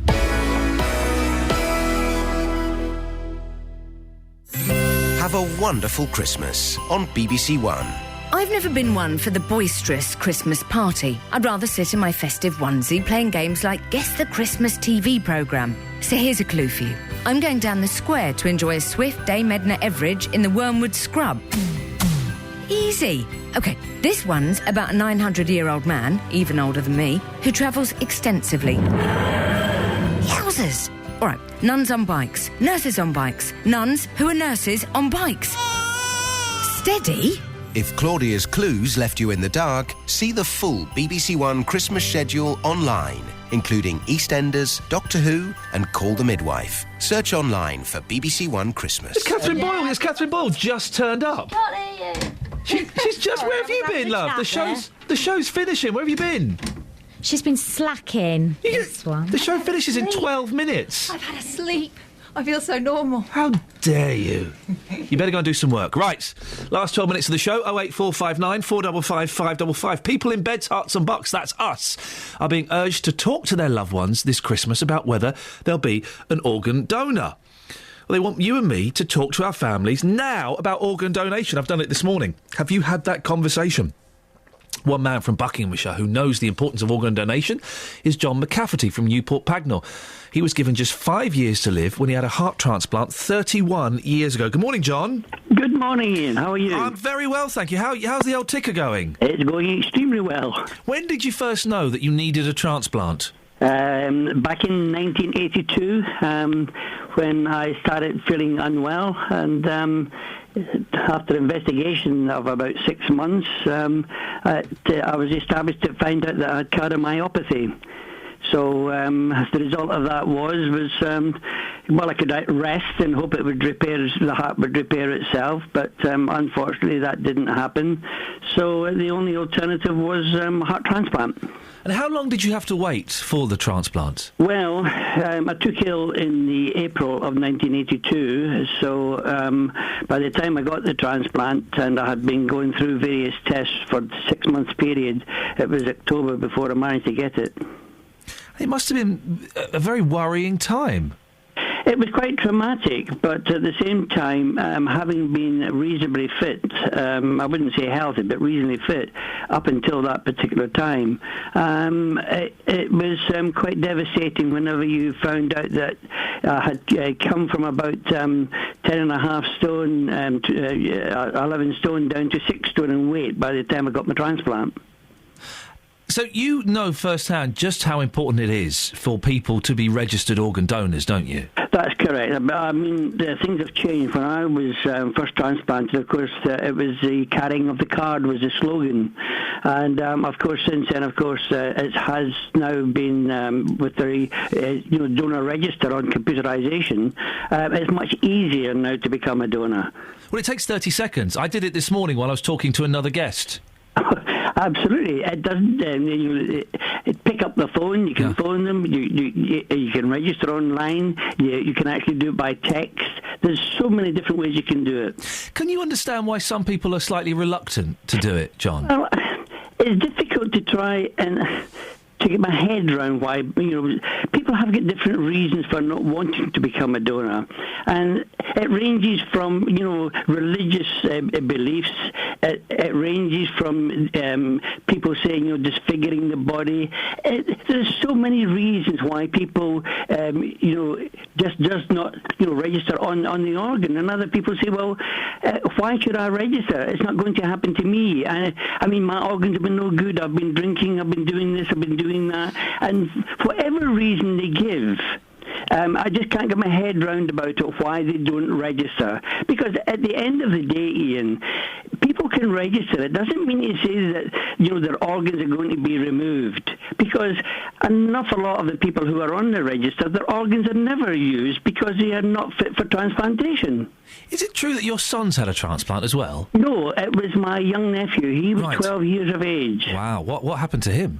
And, of course, exactly the same as me, the same blood group, cardiomyopathy, and it's one of those odd things, because it was the first time, of course, where two people connected through, family-wise, had to undergo the same operation. And, of course, he was transplanted in 1991 at 12 years of age, so it's now, 20-odd years ago now, since, he's lived 20-odd years now. So it's quite successful. And it is sad whenever it comes to the same family, and it comes back to the same old thing, Ian. It's the same question. Would you donate? No, I don't want to donate. But would you receive? Oh, yeah, if I needed a transplant. Yeah, exactly. Oh, yes, of course I want one. Exactly. John, listen, I've got to end it there because lots happening today, as I'm sure you're aware, but thank you very much. Indeed, that's John McCafferty, who had a heart transplant all those years ago. And it is that thing. Do you want, if you were in a situation where your life could be saved, would you want someone to give them your kidney, your liver, your heart? Of course you would. So then what stops you from signing up and doing it yourself? 08459 455 555 is the telephone number. The last 5 minutes of the show or thereabouts, we'll take your calls on Ronnie Biggs. Hero or villain? He's died today at the age of 84. Best known, of course, for his role in the Great Train Robbery, 1963. Recorded songs with the Sex Pistols, lived in Brazil, been in films, done all of these kind of things. Is he a hero or a villain? Lots of people saying, I wish we'd had the guts to do what he did. What, really? Get on a train, cosh someone over the head. He didn't do the coshing, as far as we know, but he was involved in it. Steal a load of money and go and live somewhere else? Really? Justin, we disagree on this very, very strongly, don't we? Well, I don't think he's a hero, that's for sure. But I think the crime was of course very famous back in 1963, and a lot of people have got memories behind it. That's why, still 50 years on, people still talk about that crime, the fascination between the cops and the robbers, the media attention.